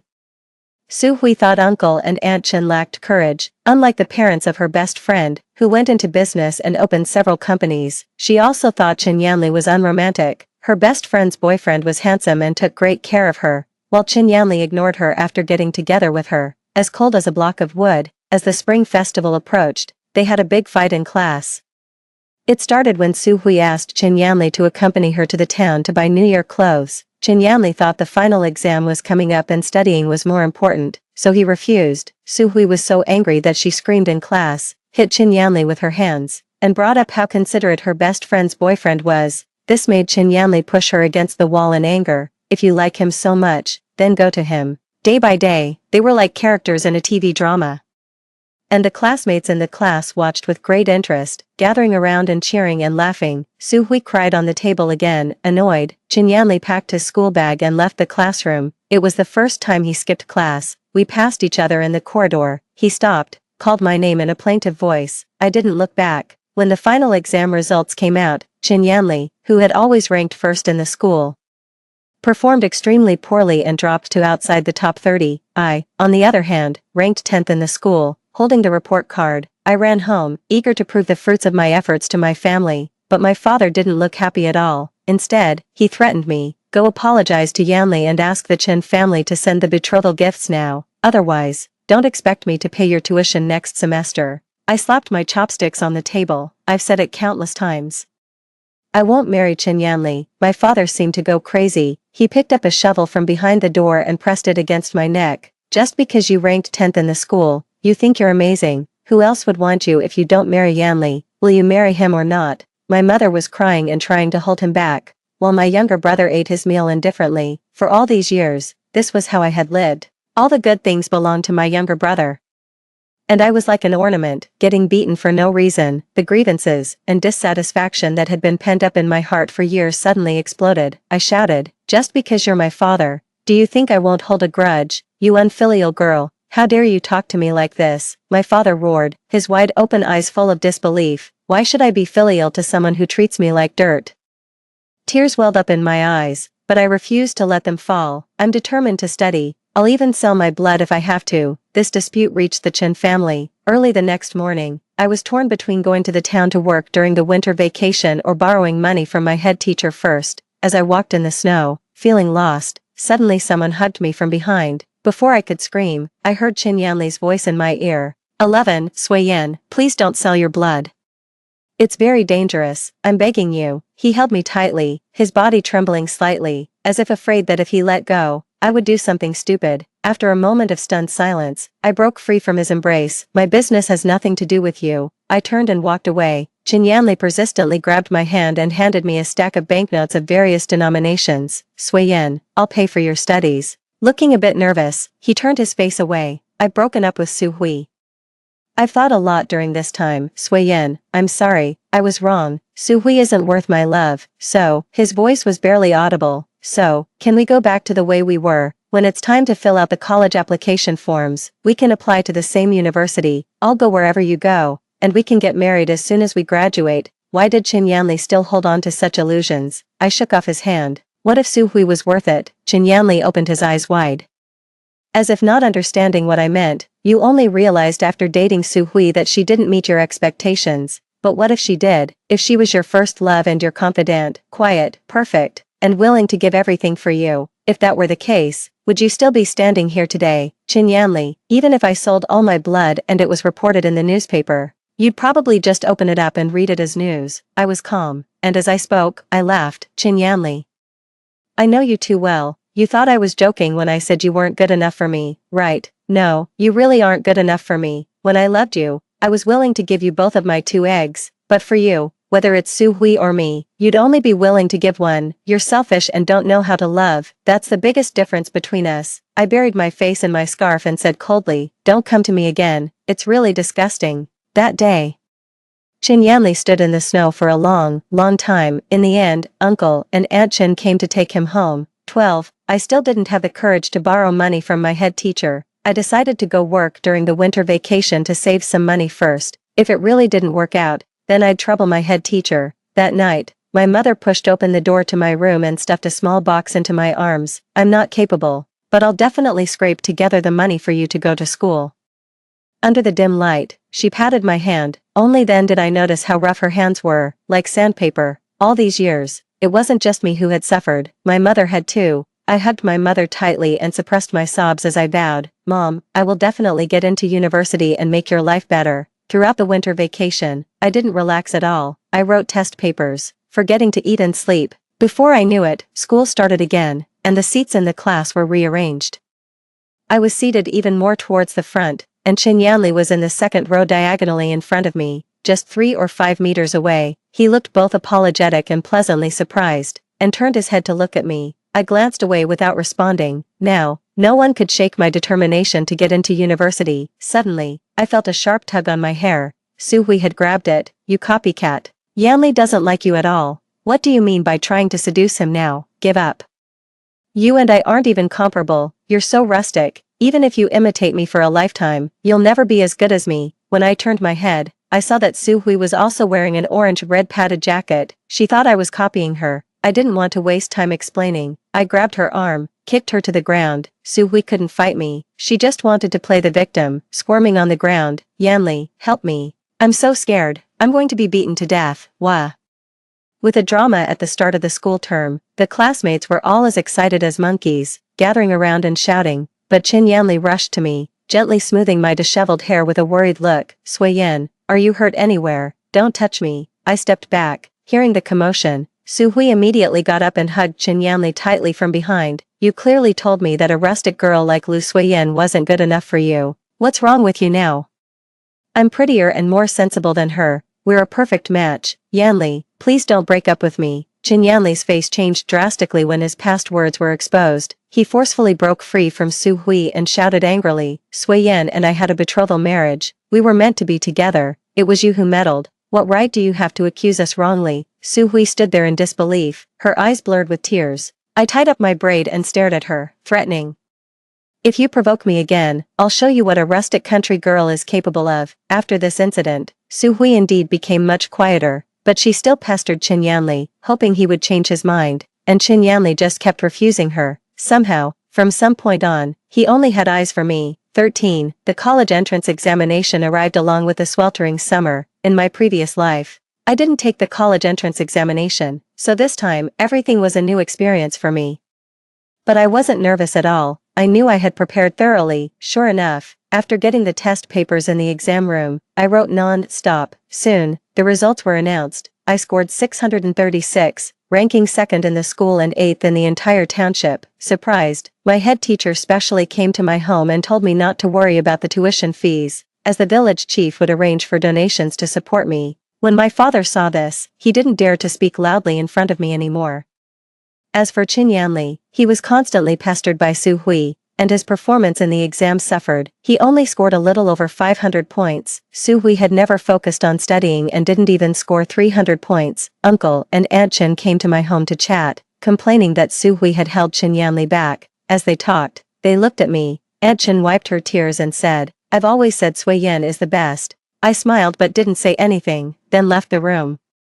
On the day of filling out the college application forms, Qin Yanli stood in the corridor looking dejected. When he saw that I was also going to fill out the forms, he followed me and said in a low voice, "Sui Yan, which university do you plan to apply to? It's none of your business." Qin Yanli almost pleaded, "Sui Yan, please tell me, even though I can't go to the same university as you, I want to be in the same city as you." I turned to look at him. "Where do you want to go?" Qin Yanli's face lit up with surprise. "I want to go to Beijing." Sui Yan, "I see. I'm not going to Beijing." Qin Yanli stood there stunned, his eyes welling up with tears. He said reluctantly, "Sui Yan, do you hate me that much? Before, no matter what I did, you would forgive me. Now that I know I was wrong and I'll never hurt you again, why won't you forgive me this one last time?" I wanted to say, "It's not that I hate you, I just don't care anymore." But I didn't look back. For someone who was no longer important, ignoring him was enough. 14. After filling out the application forms, I stayed at home waiting for the admission notice. Suddenly, continuous heavy rain started to pour down. The date circled on the calendar was getting closer and closer. It was the day when the village was destroyed by the flood in my previous life. Our village had several heavy rains every year. In the previous life, no one took it seriously, and it was the same this time. I told my parents that the rain was too heavy and something was wrong, and we should leave immediately. They said I was too nervous waiting for the admission notice and was being overly suspicious of the annual rain. I didn't dare to delay. I went to find my head teacher in the middle of the night with an umbrella. She had always trusted me the most. With her support, we managed to persuade the village chief and contacted the staff in charge of the dam upstream. They said the water level had indeed risen more severely than in previous years, but they didn't dare to decide whether we should evacuate the village or not. I couldn't help but shout, "Uncle Zhou, our entire village can't afford to take this risk. How about we mobilize everyone to leave first? Once the rain subsides, we can always come back." My words gave the village chief the determination he needed. He immediately stood up, slapping the table. "That's right, we can't afford to take the risk. I'll go door to door right now to persuade everyone." In the middle of the night, the entire village was lit up. People carried their valuables on their backs and headed towards the town on higher ground upstream. Qin Yanli walked behind his parents. When someone saw me leading the way, they deliberately complained loudly. "The village chief actually believes a little girl and is making the whole village toss in the middle of the night. In my opinion, the rain is about to stop. What's the point of running away?" The young man was about to continue humiliating me when Qin Yanli picked up a bamboo pole and hid it in front of his rubber shoes. He looked at the young man coldly. "Since the rain is about to stop, you can stay behind." Confronted like this, the other person blushed with embarrassment. Of course, he didn't dare to go back to the village and quietly turned and followed the crowd. In fact, there were quite a few people who thought the same way, and many people indeed stayed in the village, such as Su Hui and her mother. They insisted, "Our village hasn't had a flood in decades, so there won't be one this year either."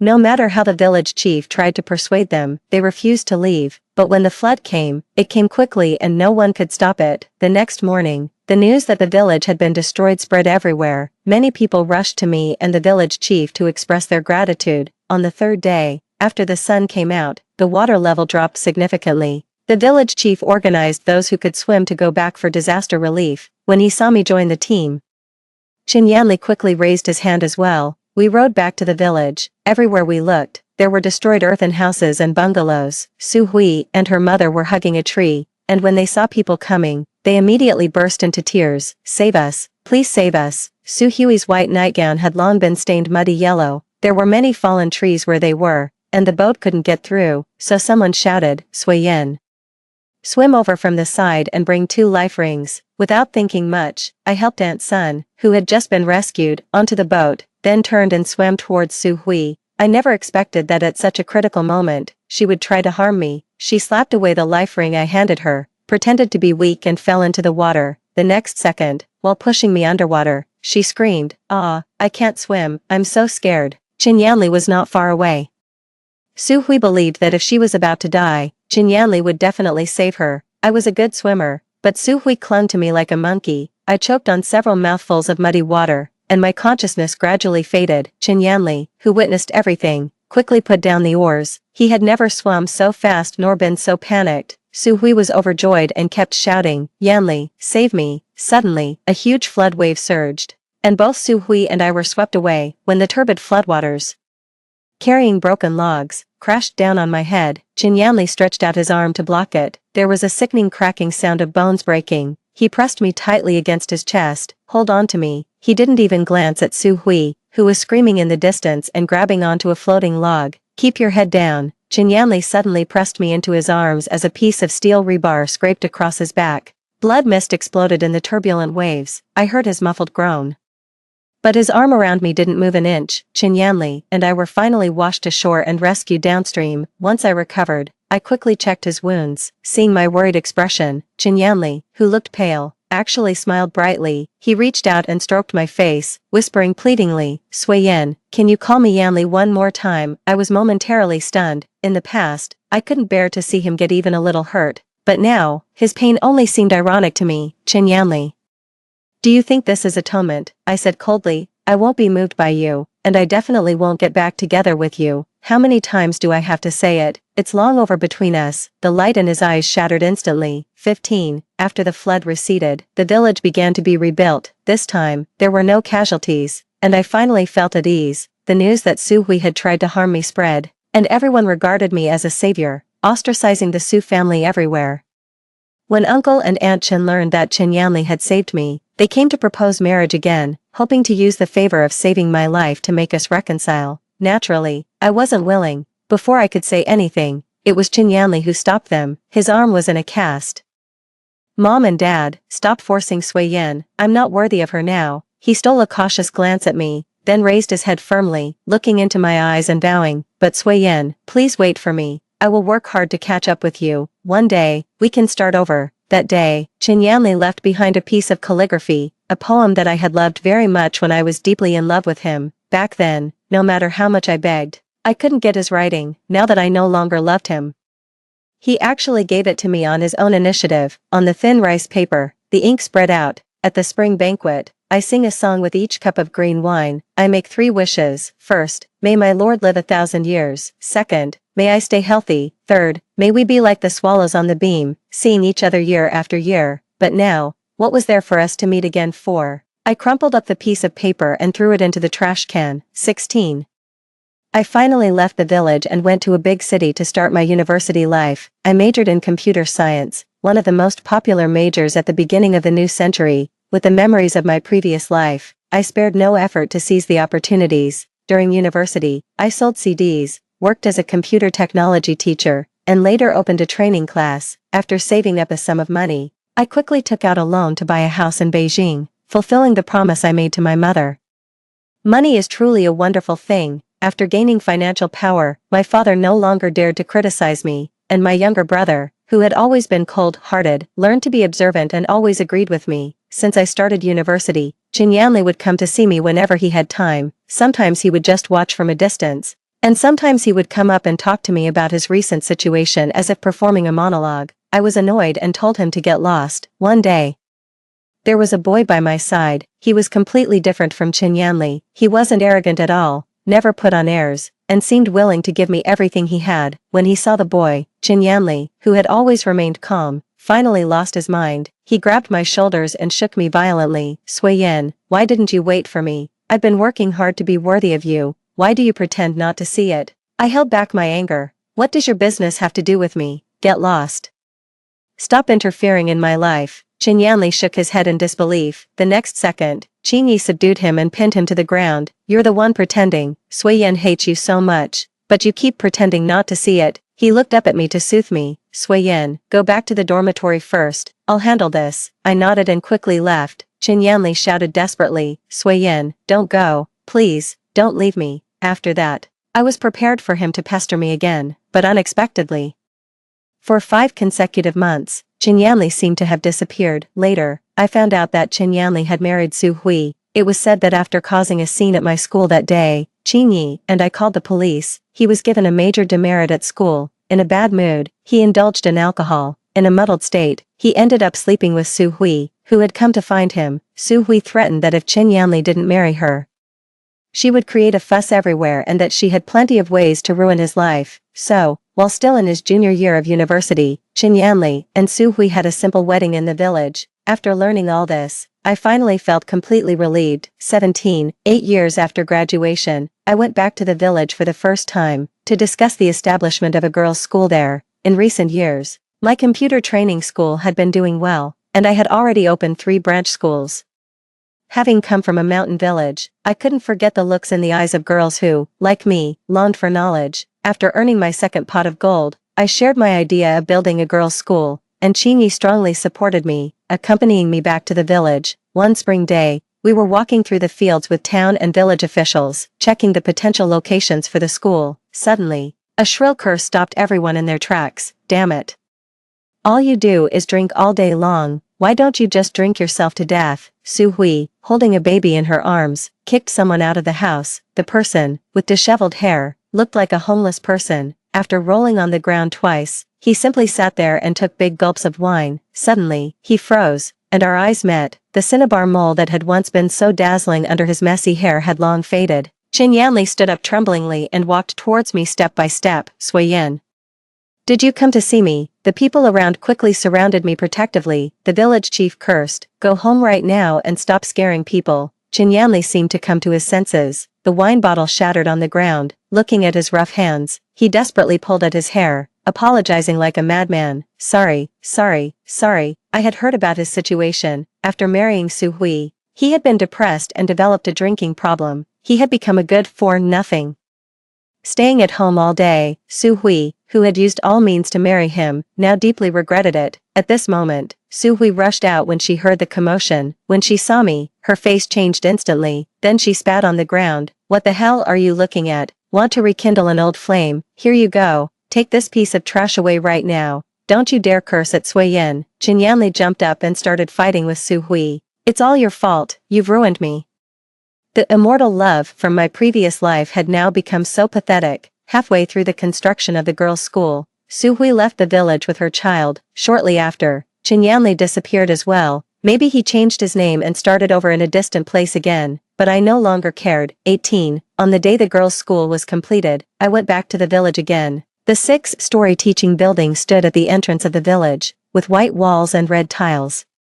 Looking like a crane spreading its wings, a little girl with pigtails ran over, tugging at the hem of my clothes. Principal, can I be as amazing as you in the future? I squatted down and wiped the mud off her face. Of course you can, as long as you study hard, you'll be even more amazing than me in the future. These chattering little girls, some of them used to herd cows in the fields, some used to tend the stove, and some were even on the verge of being married off for bride price by their families. But now, they sat in bright classrooms, holding textbooks in their hands, their eyes shining with hope. As the sun set, the teaching building was bathed in the gentle glow of the setting sun. An airplane soared through the blue sky, leaving a white trail of vapor. Looking at the smiling faces in front of me, I couldn't help but smile too. Fly, Girls, Story 2. In the year he turned 80, Shinjili passed away, having shared a life closely intertwined with mine for over 50 years. He told me he was infertile, but I only sought a soulful companionship. It turned out, however, he had preserved his chastity for another woman his entire life. 01. In the final chapter of my life, I wrote what would be my last collection of essays. Titled The Two of Us, it recounted the story of how we met, came to know each other, fell in love, and my reflections at the end of our journey together. Then Shinjili's diary went viral online. I sat in my wheelchair, bombarded by the relentless flashes of camera lights. Reporters swarmed me, eager to hear my thoughts on Shinjili's posthumous writings. The diary revealed his decades-long secret love for Meng Wan, and his mythic devotion to her. Thus, My book, The Two of Us, turned into a colossal joke. A review on a certain website read, "The fantasies of a pitiful woman, unloved all her life." Xin Yao, pushing my wheelchair, finally navigated us out of the crowd. When everyone had dispersed, she looked at me in silence, her eyes filled with pity and guilt. Xin Yao was Meng Wan's child. When Meng Wan's husband died and her career was on the rise, Xin Jili and I ended up adopting her. I raised her as my own. As a child, she was often sick, crying incessantly, and I would hold her all night long, pouring all my love into her. After a long silence, she spoke with an apologetic tone. "Meng Auntie wants to settle back in the country and wishes to be buried with Dad after her death." She added, "Dad had a tough life. Let's offer him some solace in death." I didn't respond, just stared at her intently, as if seeing the young woman before me for the first time. Xin Yao avoided my gaze, and before leaving, she just said, "Mom, think it over." After Xin Yao left, Xiao Wang, who looked after me, indignantly remarked, "Don't listen to her. You and your husband were together for over 50 years, and now in death, you are to be separated. Where's the justice in that? An ungrateful wretch." See, even strangers understand, but Xin Yao, whom I raised as my own flesh and blood, does not. 02. Meng Wan did return to the country, and her homecoming as a newly crowned movie star drew significant attention. Her journey was broadcast live, and I saw her weeping profusely at Xin Jili's grave. The headlines described their story as a love across centuries, and many wept for their beautiful love story, and I ended up the ultimate punchline. Meng Wan came to me, knelt down to thank me for caring for Xin Yao, and pleaded for my consent for her to be buried with Xin Jili, Yangqing, Jili, and I missed out on too much time together. If there is an afterlife, I don't want to miss out on him again. I said nothing, just looked up at Xin Yao. "Do you agree?" She nodded slightly, then quickly added, "Mom, you will always be my mom. It's just that now I have another mom." Xin Yao was always good at weighing pros and cons. Having a movie star as a mother was undoubtedly a boost to her acting career that I couldn't match. I understood her, and her decision didn't surprise me. I was just tired, and said wearily, "I agree. Let them be buried together. Let her acknowledge her roots. I agree. I'm tired now. Xiao Wang, please show the guests out." After everyone had left and silence settled, I began to reflect on my life. As one ages, memory fades, and my mind is filled with fragments of the past. I remembered when Xin Jili named Xin Yao. I asked him the meaning of her name, and he smiled and replied, "Life's journey is long. I hope she can always strive to move forward." It turns out that Xin Yao represents a distant love, the woman who always captivated his heart from a foreign land. I remember before we got married, he told me with guilt on his face that he was infertile and it would be okay if I didn't want to proceed. He must have known how much I wanted my own child, yet he deceived me for so many years. I never doubted that Xin Jili loved me. I just thought he was naturally reticent. The friendship of gentlemen is as mild as water. It is its mildness that makes it enduring. That's why we've been together for so many years. However, the outpouring of love in his will revealed that he wasn't bad at expressing himself. It was just that his love wasn't meant for me. I think I should hate him, but as one grows old, even hatred becomes hard to muster. All I feel is a bit of sadness, slowly rising from the depths of my heart, gradually spreading throughout my body. What I've sought all my life is the truth. In the preface to my prose, I wrote, "I'd rather have clear black than a white seen through mist." Yet it turns out my whole life has been a grand lie. If I could do it all over again, this thought is so strong, like a drowning person grasping for a lifeline. Upon awakening, I found myself back to the time when Xin Jili and I had been married for a year. Xin Jili had been shooting back-to-back for several weeks, and now he was so exhausted that he fell asleep on the couch. At that time, he wasn't yet the globally renowned director he would become years later, just a budding young director.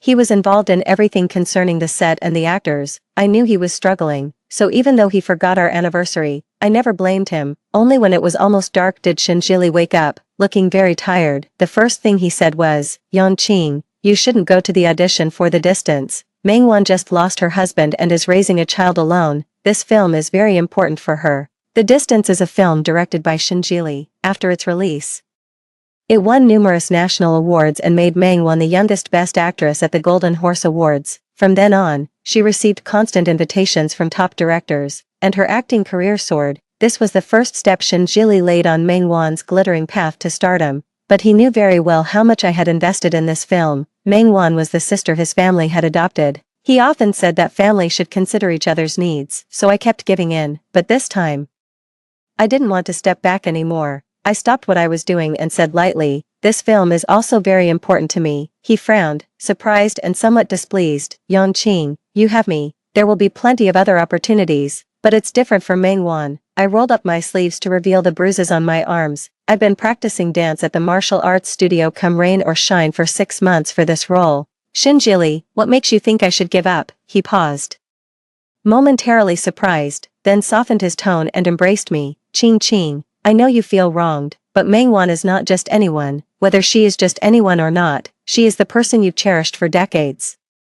I let my sleeves fall and said lightly, I want a fair competition with her. Don't you have confidence in her? That night, Shinjili and I parted on bad terms. Every day, I immersed myself in the martial arts studio, engrossed in the character's emotions. The Distance was a pioneering work in its time, narrating the history of women's growth, later becoming one of the pioneering films in cinematic history. The only flaw was the lackluster martial arts scenes. I loved this film, and if possible, I hoped to make it even more perfect. However, I never expected Shinjili to stoop so low for Mengwan. The night before the audition, he put sleeping pills in the water and turned off the alarm. Just like that, I missed the audition for Distant. Without my competition, Mengwanru, just like in her previous life, successfully clinched the role of the female lead. He loved her in such a way that even a person of bright and clear character would stoop to such despicable actions for her.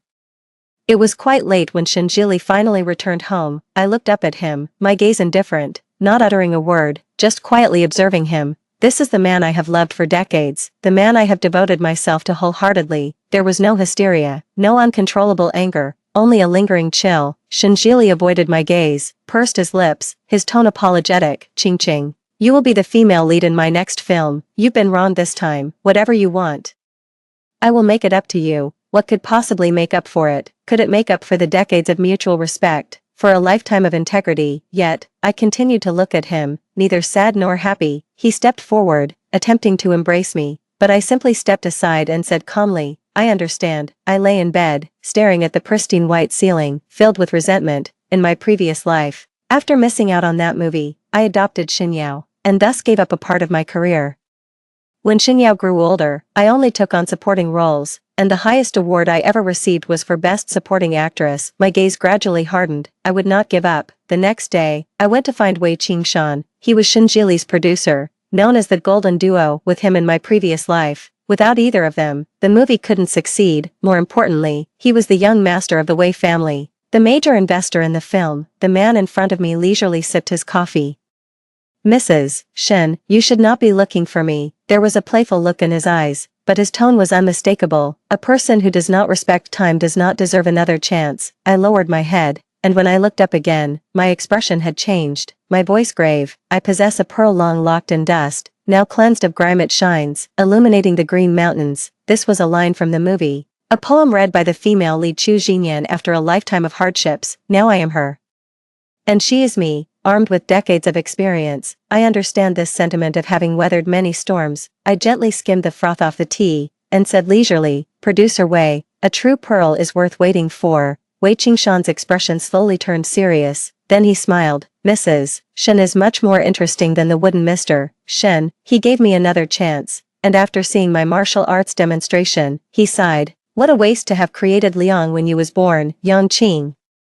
This role is meant for you. A month before the movie was set to start filming, Meng Wanru visited with her child. Her purpose this time was to ask me to temporarily take care of her child. Also, because of the care I had provided over the last 6 months, I had grown very fond of Xinyao, and the subsequent adoption followed naturally. Shinjili was cooking in the kitchen, a rare occurrence, only happening when Mengyao visited, because Mengyao appreciated Shinjili's cooking.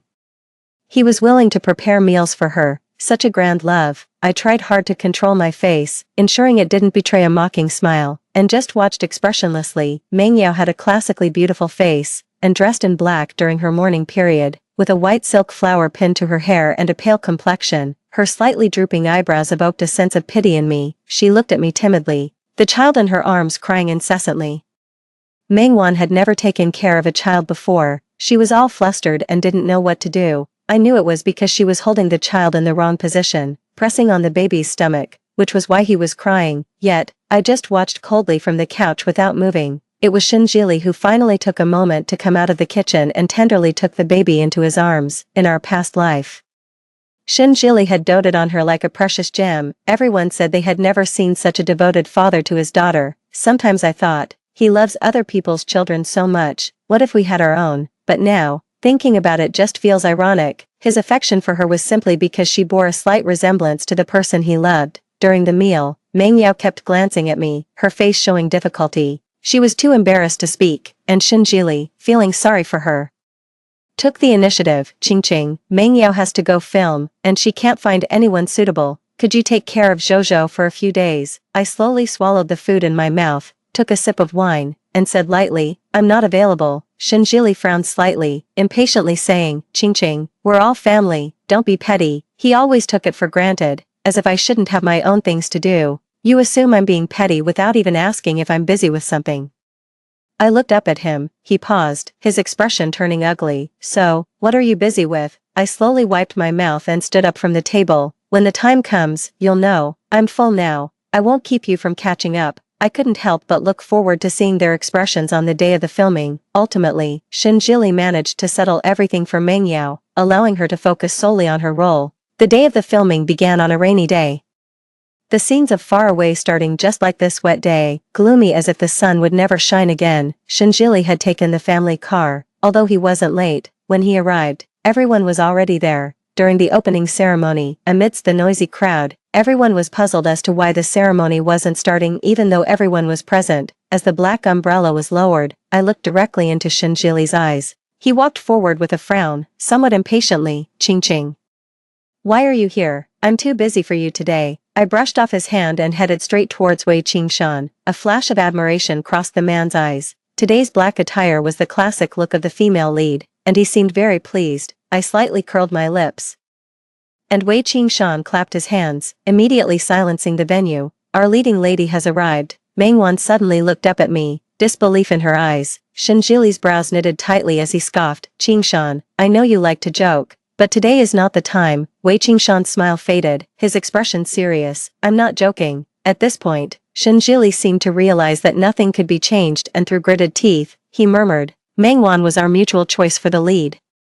There's no precedent for changing the lead actress suddenly. Wei Qingshan's face turned stern, his tone cooling. Yang Qing is your wife. I can't believe you didn't realize she was the more suitable choice. He stepped forward, patting Shin Jili on the shoulder. Shin Jili, for a director, art should be the only pursuit, not swayed by these useless emotions. Meng Yao left the opening ceremony in tears. Passing by me, he glared at me fiercely. Originally, Shin Jili wanted to chase after her, but the opening ceremony's cannon fired just in time, and he ultimately stopped in his tracks. In the group photo, he stood solemnly in the center while I stood by his side, laughing flamboyantly. My era was about to begin. When the film officially started, the original second female lead suddenly fell ill and gave up on the shoot, and Meng Wan took over her role. It must be said that Shin Jili really went out of his way for her. Unfortunately, the first scene was a confrontation between me and Meng Wan. The female lead and the second female lead grew up together, and in this scene, the female lead finally learns that the traitor is the second female lead. I stepped forward trembling, looking down at her from a high position. My voice choked several times. Are you telling me it wasn't you? I had no choice, she replied. I continued to advance, my gaze filled with sadness and pain, and then gradually firmed up. A crisp slap,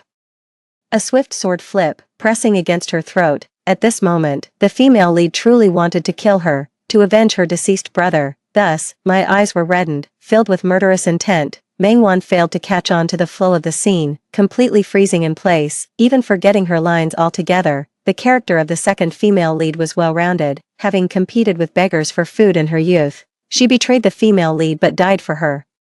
She had her own logical development, and playing it well would have been very impressive, but clearly, Meng Wan was not up to the role. Cut. After Shin Jili called cut, he hurriedly checked Meng Wan's face for injuries, his expression full of sympathy. He glanced at me with some dissatisfaction. Shin Jili was known as the strictest director in the industry, forcing actors to endure repeated takes in the freezing cold without complaint, but Meng Wan was his sole favoritism. He specifically got an ice pack and personally applied it to Meng Wan, his tone as gentle as water. Wan, that was very good just now. Shall we try one more take? I rolled my eyes speechlessly. Good in what way? He really had the gall to say that. Wei Qingshan couldn't hold back and snorted lightly. Tell me, what was good about it? Despite another attempt, Mengwan was no longer stunned, but her lines were still stuttered. Cut, cut, cut. Shinjili was distressed.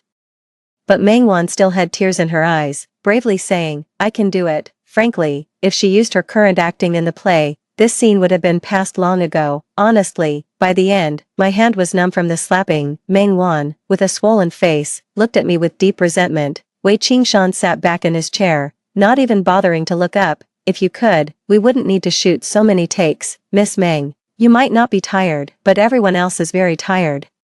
The set was full of working people, none of whom had the patience to accompany her in this show of professionalism. Wei Qingshan ran out of patience with Mengwan's scene and went out of town to discuss investments. Over the following days, Shinjili painstakingly coached Mengwan's acting. After a few days, the shooting progress barely got back on track. It came to the female lead's first standout scene, entering the fray with a long spear, setting a classic moment in film. For this shot, I prepared extensively, practicing daily with the stunt coordinator, but the scene Shinjili eventually presented, it was thoroughly mediocre. People often say that the camera lens has a certain warmth, and under Shinjili's lens, Mengwan always appeared as untouchable and serene as a saint, exuding a steadfast beauty. In my past life, I never believed it. I thought Shinjili loved me, even comforting myself that it was merely because Mengwan looked better on camera, because he loved her.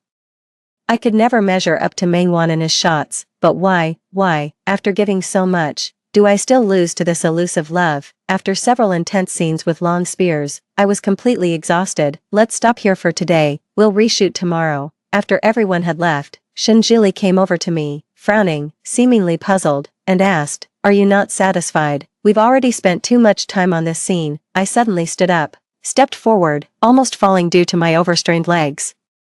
Shinjili moved to support me, but I shrugged off his hand, saying coldly, Shinjili, Distant Lands is your film, and this scene is a highlight for the female lead. Ask yourself, are you satisfied with today's shots? Shinjili remained silent. Eventually, I was too tired, and before leaving, I left him with one remark, if you can get it right, I don't mind if you pretend I'm Mengwan for a while. His expression froze on his face, and I whispered in his ear, Do you really think you've hidden it well? I don't know if Shinjili took my words to heart that night, or if it was because Wei Qingshan had returned to the set. Nevertheless, the scene was finally completed perfectly. Despite many setbacks, the long-term filming of intense martial arts scenes had severely strained my arms, but the set waits for no one, and I had to grit my teeth and continue shooting, so much so that when the wire rig failed, I didn't even have the strength to cling to anything. As I fell, I saw Shinjili running towards Mengwan without any hesitation. How could I not be heartbroken? I had known him for over 50 years. He was the person I relied on the most, yet I was never his first choice. When I hit the ground,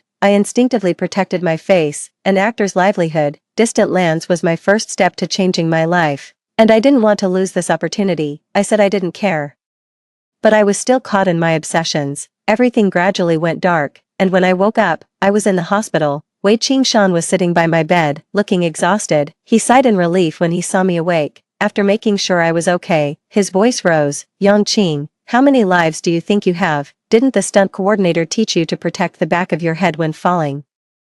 I knew I had been reckless and gave him a guilty smile. He got even angrier, pursed his lips, and finally let out a deep sigh. Yongqing, nothing is more important than your life. Rest well. You will always be the leading lady of Distant Lands. It wasn't until the evening that Shinjili came to visit me. His concern seemed genuine as he looked at me, but I still felt sidelined. I had once thought he treated Mengwan like a sister, believing it was natural for a brother to dote on his sister.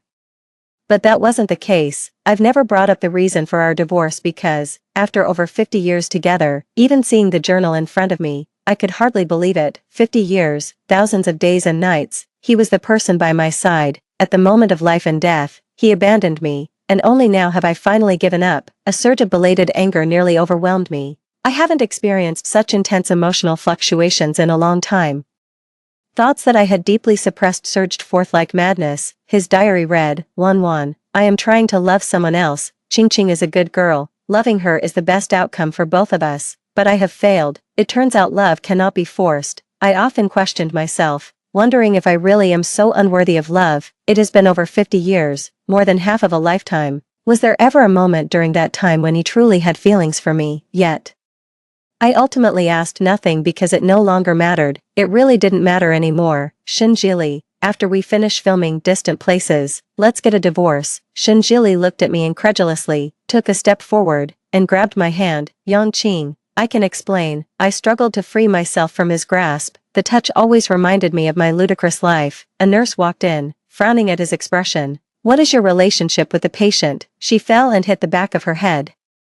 "Suffered a concussion. If it had been any worse, you might not have been able to see her anymore." Only now did Shinjili seem to realize the seriousness of my injury. "Qingqing, I didn't know." His tone was halting, filled with regret and fear. He hurriedly moved forward to check my injuries. His face twisted in pain when he saw the bruises. In the days that followed, Shinjili stayed by my side, regardless of my cold words. Sometimes, I would gaze at him, slightly lost in thought.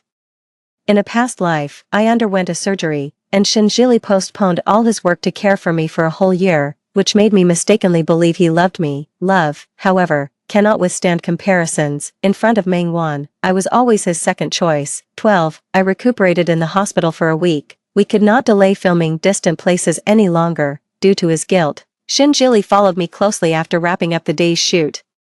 He seemed to think that my mention of divorce was just something said in anger. Thinking he could easily coax me, Mengwan looked at Shinjili several times, but this time he firmly ignored her. He said Mengwan was just his sister, who had been frail since childhood, and he always thought to take extra care of her. He also said that we were married and that I was his wife, and he would try to love me more. I calculated the dates in the diary. This was the time he was trying to love me. Shinjili. Love cannot be forced. His eyes struggled for a moment, but eventually settled into a faint smile. "Yongqing, I will treat you well." Since he was willing, I naturally had to seize this opportunity, the chance for director Shen to personally guide me in acting. After the makeup artist finished with me, only he and I were left in the makeup room. This scene was where Chu Jinyan, emotionally disturbed and temporarily led astray, debates with the monk Lung Ning, how to be charming but not vulgar. To smile without losing dignity, I was honestly unsure. The woman in the mirror, with bright red lips and curled hair, dressed in a figure-hugging Chong Sam, did not look like me. I naturally have a stern face, with somewhat sharp eyes and brows. Such a seductive makeup was rarely tried by me. With a graceful sway, I stood up, grabbed Shinjili's tie, and pulled him closer, just inches apart. I breathed softly into his ear. "You say the sea of suffering is boundless, why not personally liberate me?"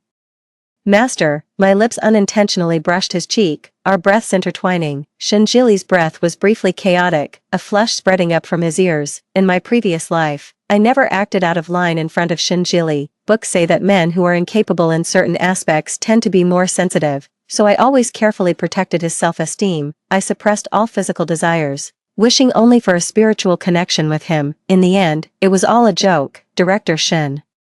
"What do you think?" I pushed Shinjili away, sat down on a chair, lit a cigarette, and asked indifferently. Through the swirling smoke, I saw Shinjili's murky eyes. After a long pause, his voice strained. "Qingqing, after Distant Lands wraps up, let's be together properly. I will try hard to love you." Okay, how ridiculous. Why has loving me become something that requires effort? Unfortunately, I do not need this charity of love. I slowly exhaled a puff of smoke, my lips curling into a half-smile. "But, Director Shen, I regret it. A man who have a sexual dysfunction is hardly a match for me." Unfortunately, someone happened to be passing by the door and overheard the conversation, rushing away quickly. Ironically, that person was quite a gossip, spreading the news of Shinjili's incompetence throughout the entire film industry. During the subsequent filming of Distant Places, everyone would exchange glances secretly when they thought no one was watching. Under Shinjili's stern demeanor, Distant Places was eventually completed. After coordinating the follow-up promotions, I handed him the drafted divorce papers. I spoke earnestly. "Shinjili, if you truly like Mengwan, then strive for her.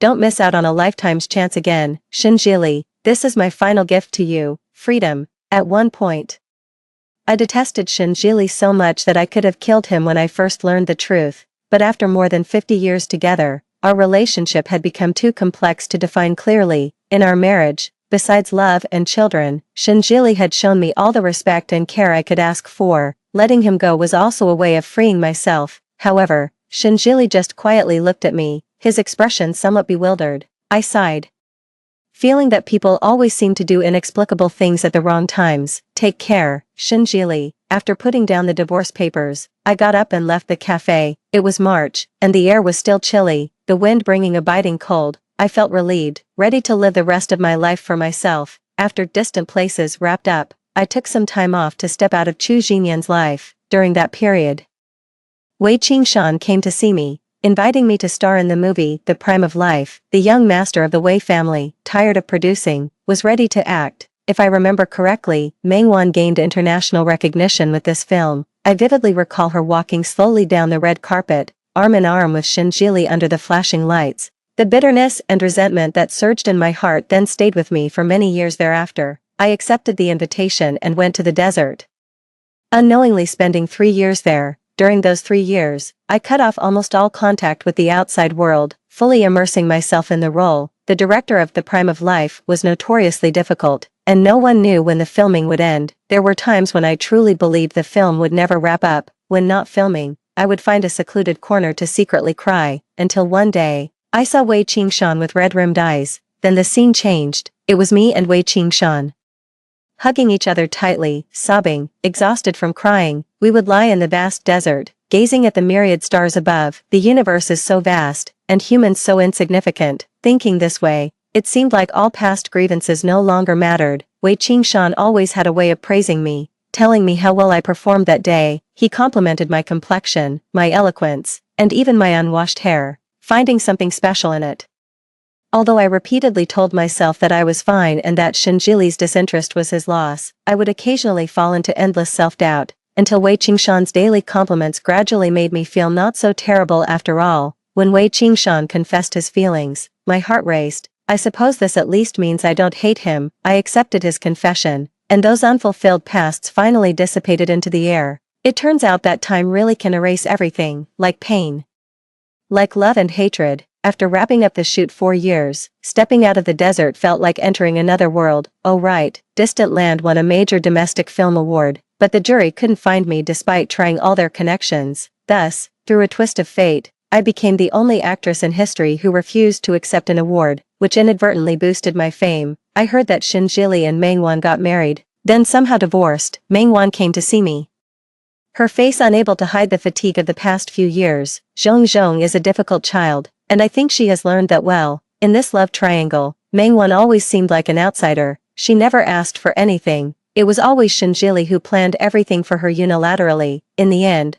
all she could do was cry at Shinjili's grave, saying, "I'm sorry, I didn't know about your love for me." But did she really not know? During all the days and nights she spent with him, did she really not know that Shinjili loved her? As I dropped 2 sugar cubes into my cup, I suddenly asked, "Do you like Shinjili?" Meng Wan paused, gazing sadly at the spoon in her hand. How could I not love him? Then she suddenly smiled. "But Yongqing, I'm not like you. I love myself more." After Meng Wan left, I sat alone in the cafe for a long time, until Wei Qingshan, smiling, ran towards me through the rain, seemingly dispelling all the gloom. So in the end, Meng Wan is just a selfish person. She might like Shinjili, but she loves herself more. So for so many years, she could comfortably enjoy Shinjili's affection, pretending to be unaware of everything. I don't want to judge what's right or wrong, because it no longer matters. The day I moved my luggage out of the house, Shinjili stood there with teary eyes, gripping my suitcase tightly. Children are always like this,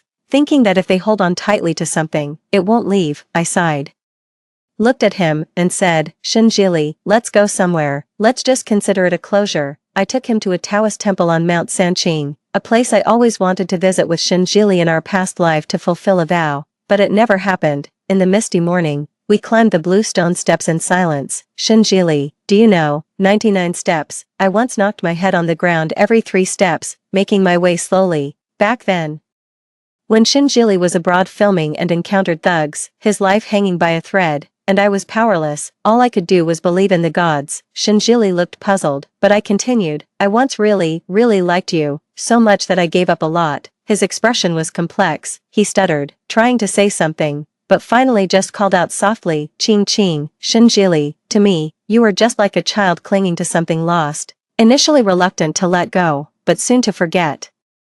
I walked a few more steps. These were words I originally couldn't bring myself to say. Admitting that someone doesn't love oneself is a blow to one's pride, but now I've come to terms with it. Shinjili took a big step and grabbed my hand. "Qing, that's not it. You're not me. What you're saying is just speculation." I suddenly laughed. "Jili, if I had never wanted to divorce you, if everything had gone smoothly as you wished, living our lives together, would you have loved me? He was silent for a long time, his expression pained, but he still murmured softly, rather than speaking to me. It seemed more like he was reassuring himself. No, Ching, I do love you. I will realize that I love you. When we reached the summit, we encountered a Taoist priest who stopped us and offered to read our fortune for free. He looked at me, squinting his eyes, exuding an air of mystery. The lady comes from afar, doesn't she? I just smiled without speaking. Wanderers like him always tend to speak in riddles. The man gently shook the bell in his hand. It sounded as if coming from a distance. Shinjili and I stood at the center of a whirlwind, as the future swept towards us. From the male protagonist's perspective at the end, it seemed Shinjili had a very long dream, where he and Qingqing grew old together, mutually supporting each other through life. He remembered the day the will was exposed. Qingqing looked bewildered, surrounded by a crowd.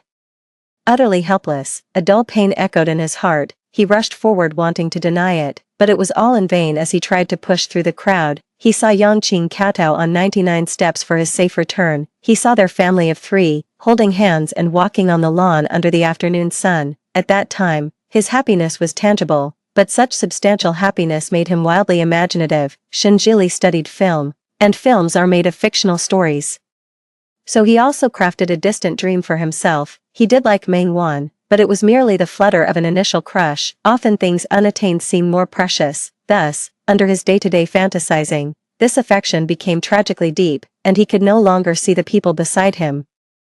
Awakening from his great dream was like being reborn. 25-year-old Yangqing stood in front of him, head bowed, chanting scriptures, but the person she prayed for protection was no longer him. Shinjili, when he saw Yangqing again, it was in the film industry, surrounded by people. She stepped down from a high place, no unnecessary adornments, for she was a synonym for light itself. Yet, upon seeing the man beside her, she smiled softly and took his arm. She was meant to shine brightly. It was just her love that blinded him. Shinjili sipped his drink with a bitter smile and walked into the night. He could have lived a very happy life, but he ultimately destroyed it himself. From then on, in his long life, he was alone. Story 2, the year was filled with sheer resentment. Whenever I held hands with my husband, he would coldly shake me off. It wasn't until after his death that a barrage of messages appeared before my eyes. The male protagonist is so stubborn, never admitting he has a skin starvation disorder. Now, he has perished in his unfulfilled desires. The male protagonist kept a diary. One glance by the female protagonist could embarrass him back to life. The diary is hidden in the 4th drawer from the left in his study. I opened the drawer and, to my surprise, there really was a diary. Beneath the diary, there was also a medical record. It belonged to Pei Wang, diagnosed with severe skin starvation disorder. The doctor's note read, "Physical contact with loved ones can alleviate the condition." The messages commented, "His illness is as endless as Qin Shi Huang swinging on a swing. You should take some medicine." Male protagonist, "Too bad he's a strong man. Wouldn't touch the female protagonist even if sparks flew. Marrying Pei Wang was an accident. My father's company went bankrupt, and everyone around us scattered." Out of nowhere, Pei Wang swooped in and acquired the failing company. In tears of gratitude, "My father offered me to Pei Wang as a gift, but Pei Wang gave my father 30 million and married me officially. I was forced to break up with my then boyfriend. For the next 3 years, Pei Wang and I respected each other but lived separate lives. He was cold and abstinent by day. At night, he would sneak into my bed while I slept. He did nothing but lay rigidly beside me. I was content not having to consummate our marriage, until I saw him sleeping with my skirt in his arms. Frightened, I slapped him. Pei Wang, you're disgusting." His face turned deathly pale, and he fled. 3 days later, Pei Wang slit his wrists in the bathtub. Pei Wang's family doctor said, "Mr. Pei suffered greatly before his death. The warm water prevented his wrists from scabbing over, and his condition, when unalleviated, made him lose all hope for life. Mr. Pei always found his illness repulsive and asked me to keep it a secret from you." I opened Pei Wang's diary. "My wife slapped me. I was so happy. But then I woke up and realized it was just a dream. My wife smiled at me today. I'll reward myself with her photo. Xiaoning slapped me. I wanted to kiss her hand, but she wants to divorce me. My world is ending." I closed the diary. The messages crazily scrolled before my eyes. Pei Wang's spirit has come to say goodbye to the female lead. Too bad she can't see him. She only knows she will never see Pei Wang alive again. Pei Wang sees her crying, wants to hug her. But now he's just a wisp of a soul, unable to embrace his love. I stood up, wanting to embrace Pei Wang, but all that remained in my arms was a wisp of breeze. When I opened my eyes again, I was in the familiar bedroom, but the bedding was not the usual plain colors, but bright red silk sheets. The messages slid past. Did the female protagonist travel back to their wedding night? Are they redoing the story? Hopefully. The ending won't be the same, I remembered. This was the point where Pei Wang and I had a wedding in the church with no vows and no guests. After the wedding, Pei Wang sent me home, leaving me with a black card and his indifferent back. The company needs me to work overtime. Take care of yourself. At that time, I felt, to him, work was more important than me, and I was just a canary he had bought with money. From that day on, we embarked on a marriage that was in name only for 3 years. I hadn't yet taken off my wedding dress and high heels. Dressed like this, I went after Pei Wang. It was gloomy outside, and it was raining. I hailed a taxi and arrived at Pei Wang's company. I looked up at the towering 68-story office building before me, a business empire built from scratch by Pei Wang. But he was so foolish, for just because of a word from me, he gave up his life of power and influence. I walked into the office building, but I didn't even know where his office was. The receptionist asked me who I was looking for. I said, Pei Wang. She smiled at me. You need an appointment to see President Pei. I smiled back. I'm his wife. Pei Wang arrived quickly. Upon seeing me, he approached calmly and composed. The screen displayed. When the male protagonist received the call at the reception, he incredulously asked several times, who is looking for me? My wife, before he came down. He even sprayed some perfume on himself and kept fixing his hair in front of his phone screen. The male protagonist meeting his wife is like a peacock spreading its feathers. Pei Wang stood before me, his demeanor cool and detached. What brings you here? He was dressed in an impeccably tailored, luxurious suit, his hair perfectly groomed. His face was devastatingly handsome, more refined and beautiful than AI modeling. I moved into Pei Wang's embrace and wrapped my arms around his waist. My ear against his chest, I could hear the clear beating of his heart. This was Pei Wang, alive and real. Do you know how much I've wanted to see you? All the grievances poured out at that moment, my tears wetting the shirt on his chest. Pei Wang's composed facade shattered, his voice trembled slightly. What happened? I hugged Pei Wang even tighter. I missed you so much. But he pushed me away. He turned, straightening his clothes. Let's go upstairs to talk. I stood still. He looked down and saw my bare feet. Pei Wang hesitated for a moment, then lifted me up with one arm. The screen went wild with comments. Wow, is the male protagonist king? Who else would do a one-arm princess carry? During the hug, the male protagonist must have been tired from sticking out his butt, afraid of scaring the girl away. It's the first time the male protagonist is so close to the female protagonist. He must think she smells so good. He's ecstatic inside.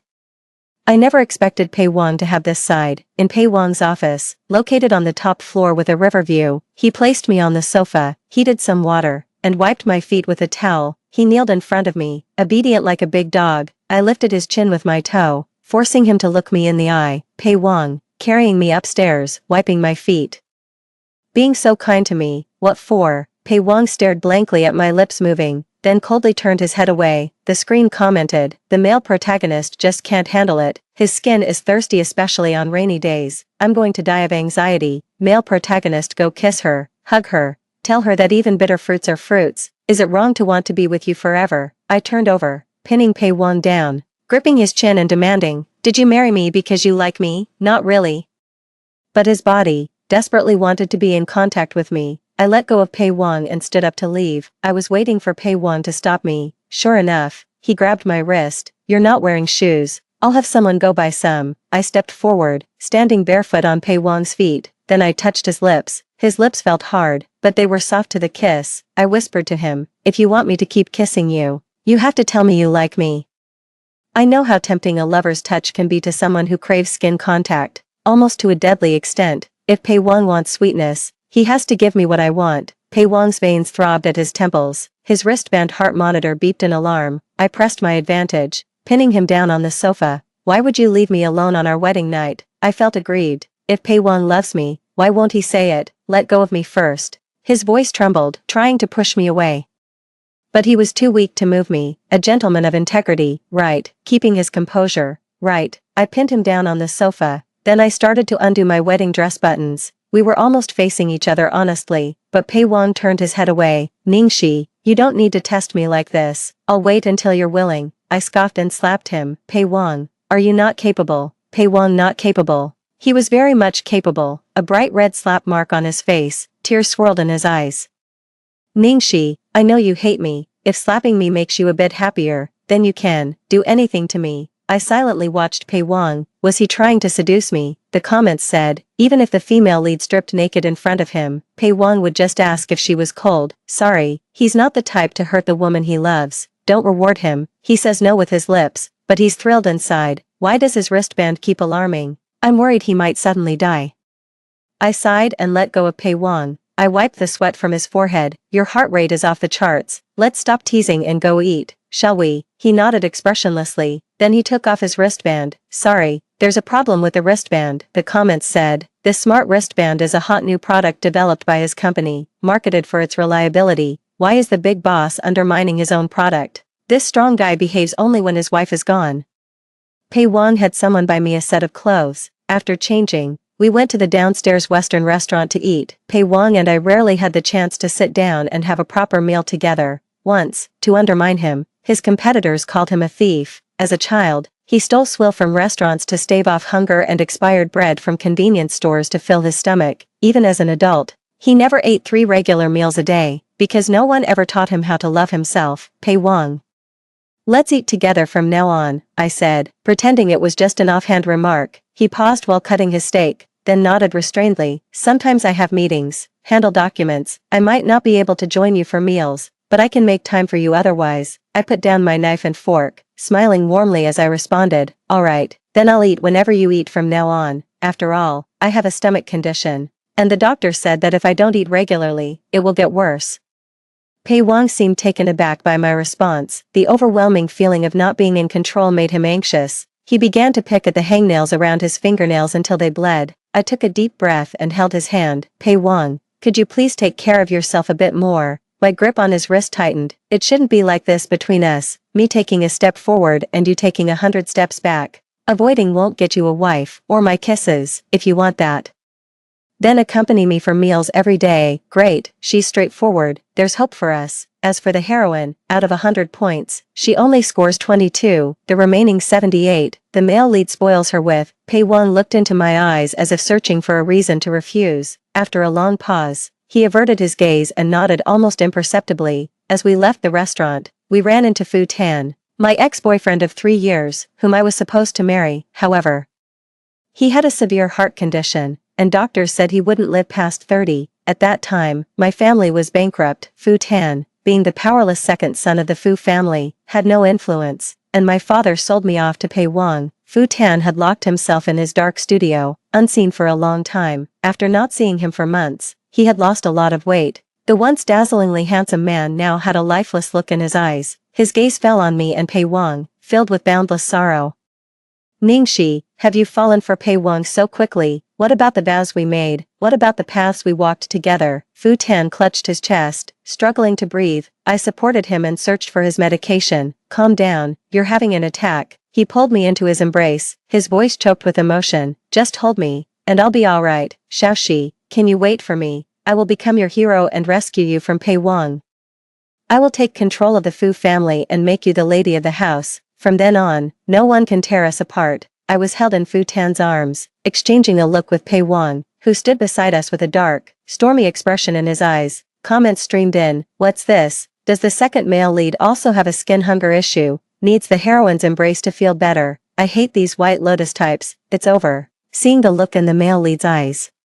The heroine's going to have a tough time when they get home. The male lead is crying. Come on heroine, comfort him, he needs a hug. Fu Tan stared at me blankly, lost in thought. In his previous life, just as he said, he quickly overthrew his elder brother from power. Once he gained authority, he went head-to-head with Pei Wang in the business world. Pei Wang's abilities are far from ordinary. The two of them exchanged blows, neither willing to give in. But I didn't want to be an object fought over by 2 men anymore. I pushed Fu Tan away. Then I walked step by step towards Pei Wang and took his hand. Let's go home. At the underground parking lot, Pei Wang, who had been silent for a while, finally spoke. Now that we're alone, you don't have to pretend anymore. You should go to Fu Tan. The audience commented, this is what a true partner looks like, even willing to accept a rival with such grace. If you really went to him, you wouldn't be happy. Weren't you just burning with jealousy when you saw her hugging the other guy? I was shocked as I looked at Pei Wang. His face was expressionless, delicate, and cold. Tear stains still marked his cheeks. making him look vulnerable like a big dog. I couldn't help but laugh and mischievously poked his cheek. Pei Wang, are you jealous? Pei Wang stubbornly turned his head away. No, really not. No, Pei Wang was really too beautiful. His jealous and angry look made it irresistible to tease him. I tiptoed and kissed his lips. Are you still angry? I asked him softly. Pei Wang breathed heavily. I'm not angry. I chuckled lightly and kissed him more intensely. The audience commented. In the past, he relied on cold showers when he was upset. Today, he finally found relief. Can the male lead understand this kiss? Isn't he gasping for air? He's almost suffocating. Pei Wang was inexperienced and had never felt the pleasure of intimate contact with a loved one. I gently patted his cheek. Breathe. Only then did Pei Wang seem to awaken, taking deep breaths. Then he eagerly leaned in for more kisses, but I pressed my finger against his lips. Pei Wang, can you tell me now if you're upset because of Fu Tan? Pei Wang looked like a wronged puppy. He buried his head in my neck, his voice muffled. I am upset.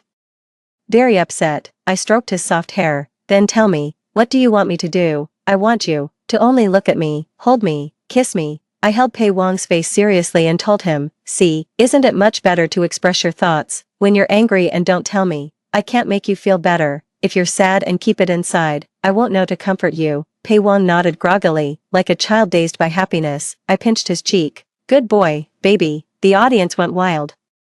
Turns out you don't need to go to Panhong Garden to train a dog. The female lead is the master. Please release a dog training manual. Will the male lead call her wife or master from now on? Me. After getting caught in the rain, I came home and developed a fever. The doctor gave me a fever-reducing injection, and I drifted off into a heavy sleep. Pei Wang gazed at the sleeping figure before him, as if he were worshipping Aphrodite on Mount Olympus, the goddess. Betrothed to the ugly and flawed Hephaestus by Zeus, Pei Wang felt that he, a broken man, was unworthy of such a divine woman. On this damp, rainy day, his skin felt as though countless ants were gnawing at his flesh and sanity. He was despicable, shameless, and vile. He thought to himself, since Ningxi is asleep, she won't see this disgusting side of me. He curled up on the adjacent sofa, indulging himself. Finally, Pei Wang regained his composure. He stood up and straightened his clothes. In the full-length mirror, he looked restrained, proper, and gently warm. This version of Pei Wang wasn't filthy or repulsive, but when his eyes met mine, Pei Wang's face turned deathly pale. When did you wake up? He asked. The comments flashed. She's been awake since you called her name. Oh no, I've spent money. Why is it all just talk? Don't just focus on yourself. Remember the female lead too. I looked at Pei Wang with a playful smile. What were you just doing? Why is your face so red? Exercising my body, he replied. I barely held back a laugh. So, when will you let me check the results? Pei Wang dashed out of the bedroom, fleeing the scene. The comments continued. What kind of man are you? I'm in a hurry. Can you two just go to the bedroom already? I sighed. Pei Wang really was difficult to win over. As the illness slowly receded like pulling silk, Pei Wang stayed home to care for me for several days. Throughout, I tried every trick in the book, but he never lost control in front of me. The comments said, the male lead, to hide his illness, ignored doctor's advice and took lots of medicine. The male lead is too insecure. He can't accept his illness. He desperately wants to be perfect in front of the female lead. Recently, the second male lead has been provoking him, and in anger, the male lead took him to a villa in the suburbs. He's been irritable from the medication these past few days, but he wants to be a good boy in front of the female lead, so he vents his anger on the second male lead instead. Watching the comments, I fell into deep thought. Pei Wang, in his past life, had shown strong possessiveness towards me. At a business gathering, I met Fu Tan. Fu Tan shattered a wine glass, spilling red wine on me. As Fu Tan helped me clean the stain, I glanced at Pei Wang, who had a stern face, and I politely declined Fu Tan's help. Unexpectedly, that smile drove Pei Wang mad.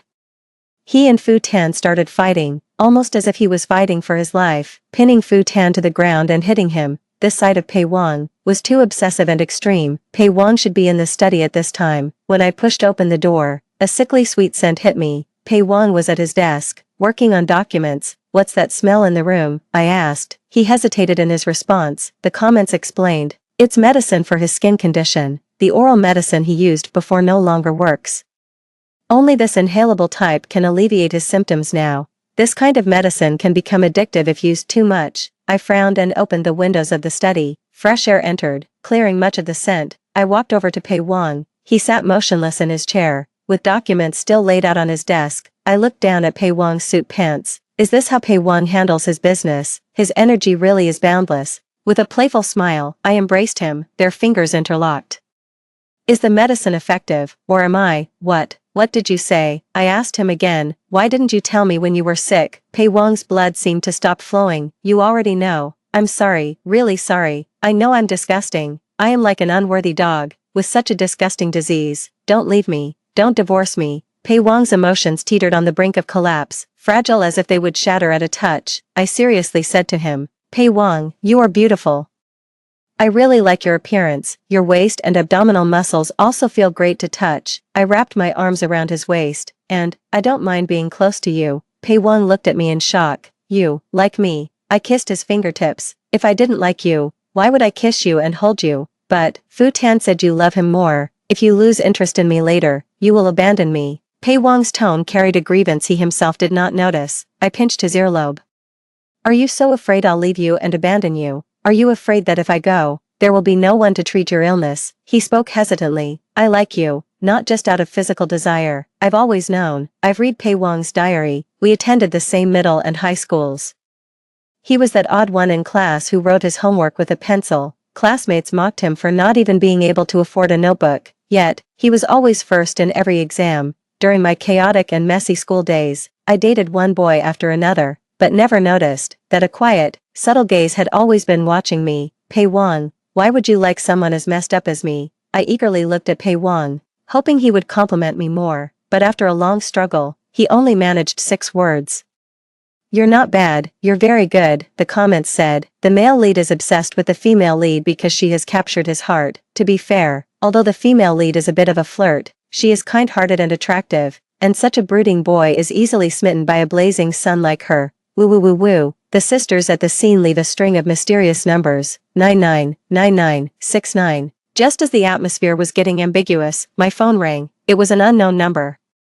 I answered the call. On the other end was Fu Tan's weak voice. Xiaoxi, where are you? Pei Wang is too dangerous. Pack up, I'll take you away. Pei Wang beneath me instantly turned pale. I asked Fu Tan, what happened? I was locked in his remote mountain villa by Pei Wang. Today I took advantage of a lapse in the guard and hid in the villa's basement. There is a pitch-black iron cage there. The walls are covered with your photos. The earliest one is from your first year of high school. The latest one is from a month ago. He has been watching you. I looked at Pei Wang with questioning eyes. Is this true? Pei Wang shook his head helplessly, his eyes filled with panic. I chuckled. That's scary. From the other end of the phone came Fu Tan's voice. Don't come here, let me go. It seemed Pei Wang's men had captured Fu Tan. I hung up the phone, looking at Pei Wang. Do you have anything to explain to me? Pei Wang's eyes were full of defeat and despair, crying and then laughing. He held me tight in his arms, fiercely saying, Ningxi, are you afraid of me, despise me, and want to leave me? I'm telling you, it's impossible. Even in death, you'll have to stay with me in the same urn. Liar. In our past life, you clearly left me alone. What do you plan to do with me then? Hide me away so that in the future I can only talk to you. Pei Wang shook his head as he heard this, his emotions beginning to crumble. No, that's not it. You are the sun. You won't rise and set just for me, nor will you love only me. One day, you will leave me, the comments said. The male lead is so pitiful, just like my dog who has separation anxiety. If the female lead were like in the past life, not showing any real feelings towards the male lead, he, having never experienced better, would obviously find it easier to accept her departure. It's like someone who has seen the light can never again endure the darkness. I hugged him. I'm not some sun. I'm a living person. You are so good, so likable. How could I not love you and just leave you behind? Pei Wang in the past life wasn't bad or unlikable. He just hid his feelings too deeply. It was I who didn't see my own heart clearly. That's why we missed out on so many years. 12. I originally wanted to persuade Pei Wang to let go of Fu Tan, but every word and action of mine, in Pei Wang's eyes, would be greatly magnified. Thus, this matter had to be put on hold for now, but soon. The situation took a turn. I accompanied Pei Wang to a charity gala. Fu Tan, who was supposed to be confined in the villa, was mingling among the crowd, radiant as before. When he saw me and Pei Wang, he even came over to greet us. A few company CEOs around us, thinking we didn't know each other, even introduced Fu Tan to us. Mr. Fu has recently taken over the family business and is now the head of the Fu family. This moment came much earlier than in the past life when Fu Tan overthrew the elder brother of the Fu family. The look of vulnerability had completely vanished from Fu Tan's eyes. His gaze towards me was like that of a hunter eyeing his prey. Pei Wang pulled me behind him, blocking Fu Tan's view of me. Mr. Fu, if you keep staring at someone else's wife, your eyes might be gouged out. Fu Tan looked at Pei Wang with a smirk. Are you talking about Ningxi? She's just under your temporary care. And one day she will return to my side. Saying this, Fu Tan's eyes lingered on me. Ningxi, he hasn't taken good care of you, you've lost weight. Seeing the tension between the two, the surrounding executives quickly scattered. The comments said, how can this guy be so brazenly lying? The female lead has obviously gained weight. The male lead is the type who is fierce but not verbose, while the second male lead is all talk. The male lead is so angry now, but doesn't know what to say to infuriate the second male lead even more. I hid behind Pei Wang. Husband, say something. This gave Pei Wang the courage. Like a small dog that had the backing of its owner, he boldly said, my wife told you to scram, didn't you hear? Fu Tan, with a dark look in his eyes, left our line of sight. I asked Pei Wang, wasn't Fu Tan supposed to be locked up in the villa? Why did he suddenly appear here? Pei Wang shook his head. I haven't really been keeping an eye on Fu Tan these last few days, and the people guarding him haven't sent any updates. It seems now that Fu Tan has bribed those people. He's not as simple as we imagined. As the dinner was about to end, I received a message on my phone. Xiaoxi, I've prepared a big surprise for you tonight. It was from an unknown number. A shiver ran through me. I had pushed Pei Wang to discuss a partnership. Somehow, my head started to feel heavy and foggy. Before my consciousness faded, I fell into someone's arms. When I opened my eyes again, I was in a pitch-dark basement. Pei Wang, is it you? Instinctively, I felt that this was something Pei Wang would do. It wasn't the main guy, it was the second male lead. He drugged your drink when you weren't paying attention. Why can't the second male lead stop breaking up the main couple? Can't they just keep being sweet together? I frantically read these comments. Fu Tan, come out here. A light chuckle echoed from the doorway. Fu Tan stood there, dressed in a black turtleneck and gold-rimmed glasses, exuding an air of refined elegance. I had once complimented him on how good he looked in such outfits. Fu Tan smiled lightly at me. Xiaoxi, it's been a long time since I've seen you angry. The comments continued. Stay away from the female lead. This time it's not just scaring yourself. The second male lead is a pure yandere and a freak. The main guy is going crazy right now.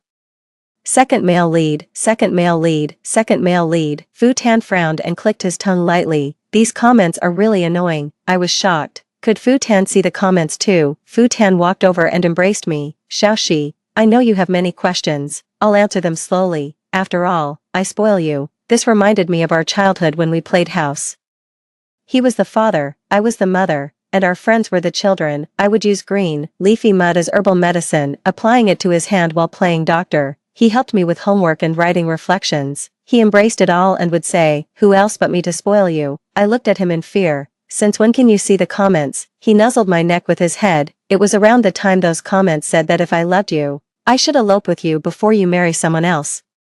I rebuked him. You never loved me. Back then, my father handed me over to Pei Wang, a stranger, while you locked yourself in your studio to escape reality. They're not wrong. You are a cowardly loser. Yes, I am a loser. If I weren't such a cowardly loser, I would have taken you away before you fell in love with Pei Wang. I said tremblingly. You're terrifying. Unexpectedly, Fu Tan laughed. Do you find me terrifying? But isn't it Pei Wang whom you like, who is just as terrifying?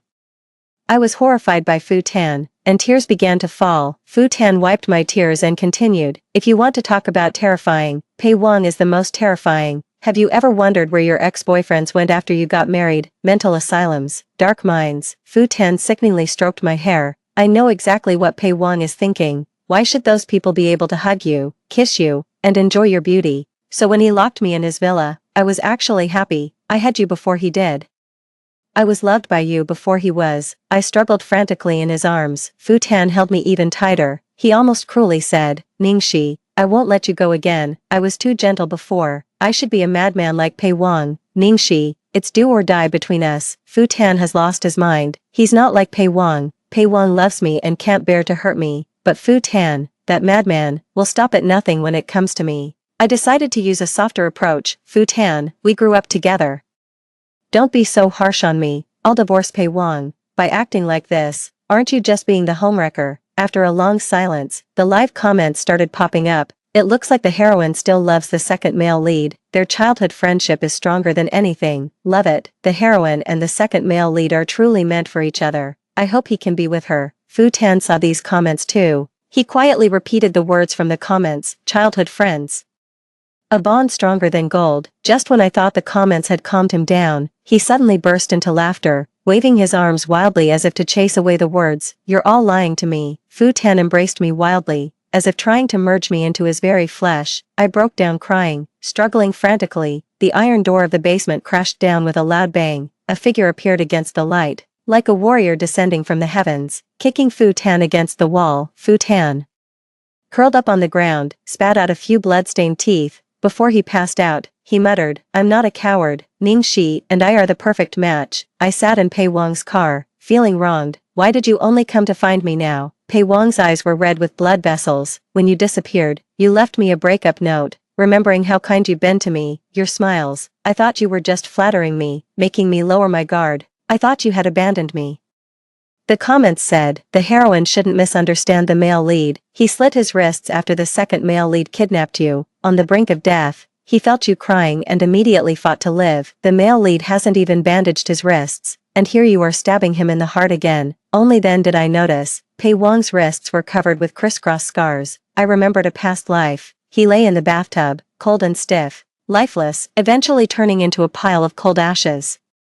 I covered my mouth, holding back tears. Pei Wang held me, his tone gentle. Thank you, Ning Shi. Thank you for not abandoning me. Outside the car window, the bleak landscape swiftly receded. Pei Wang and I embraced in the car. We were slowly moving toward a future full of blossoming flowers. I need her to tell me herself that she hates me and doesn't want me. Only then would I willingly die. Today, my illness flared up again. But I dare not tell Ning Shi when I'm sick. I become like a wild beast unaware of hunger or thirst. I suppress my filthy thoughts. Taking advantage of Ningxi's deep sleep, I quietly climbed into bed. Fortunately, I could see Ningxi. I could smell her scent. In the 3rd year of marriage to my wife, we held a belated wedding ceremony. It was the same church and the same stodgy priest as before, but this time, there were flowers, guests, vows of everlasting fidelity, and my Ningxi, who loves me. Ah, I am the happiest man in the world.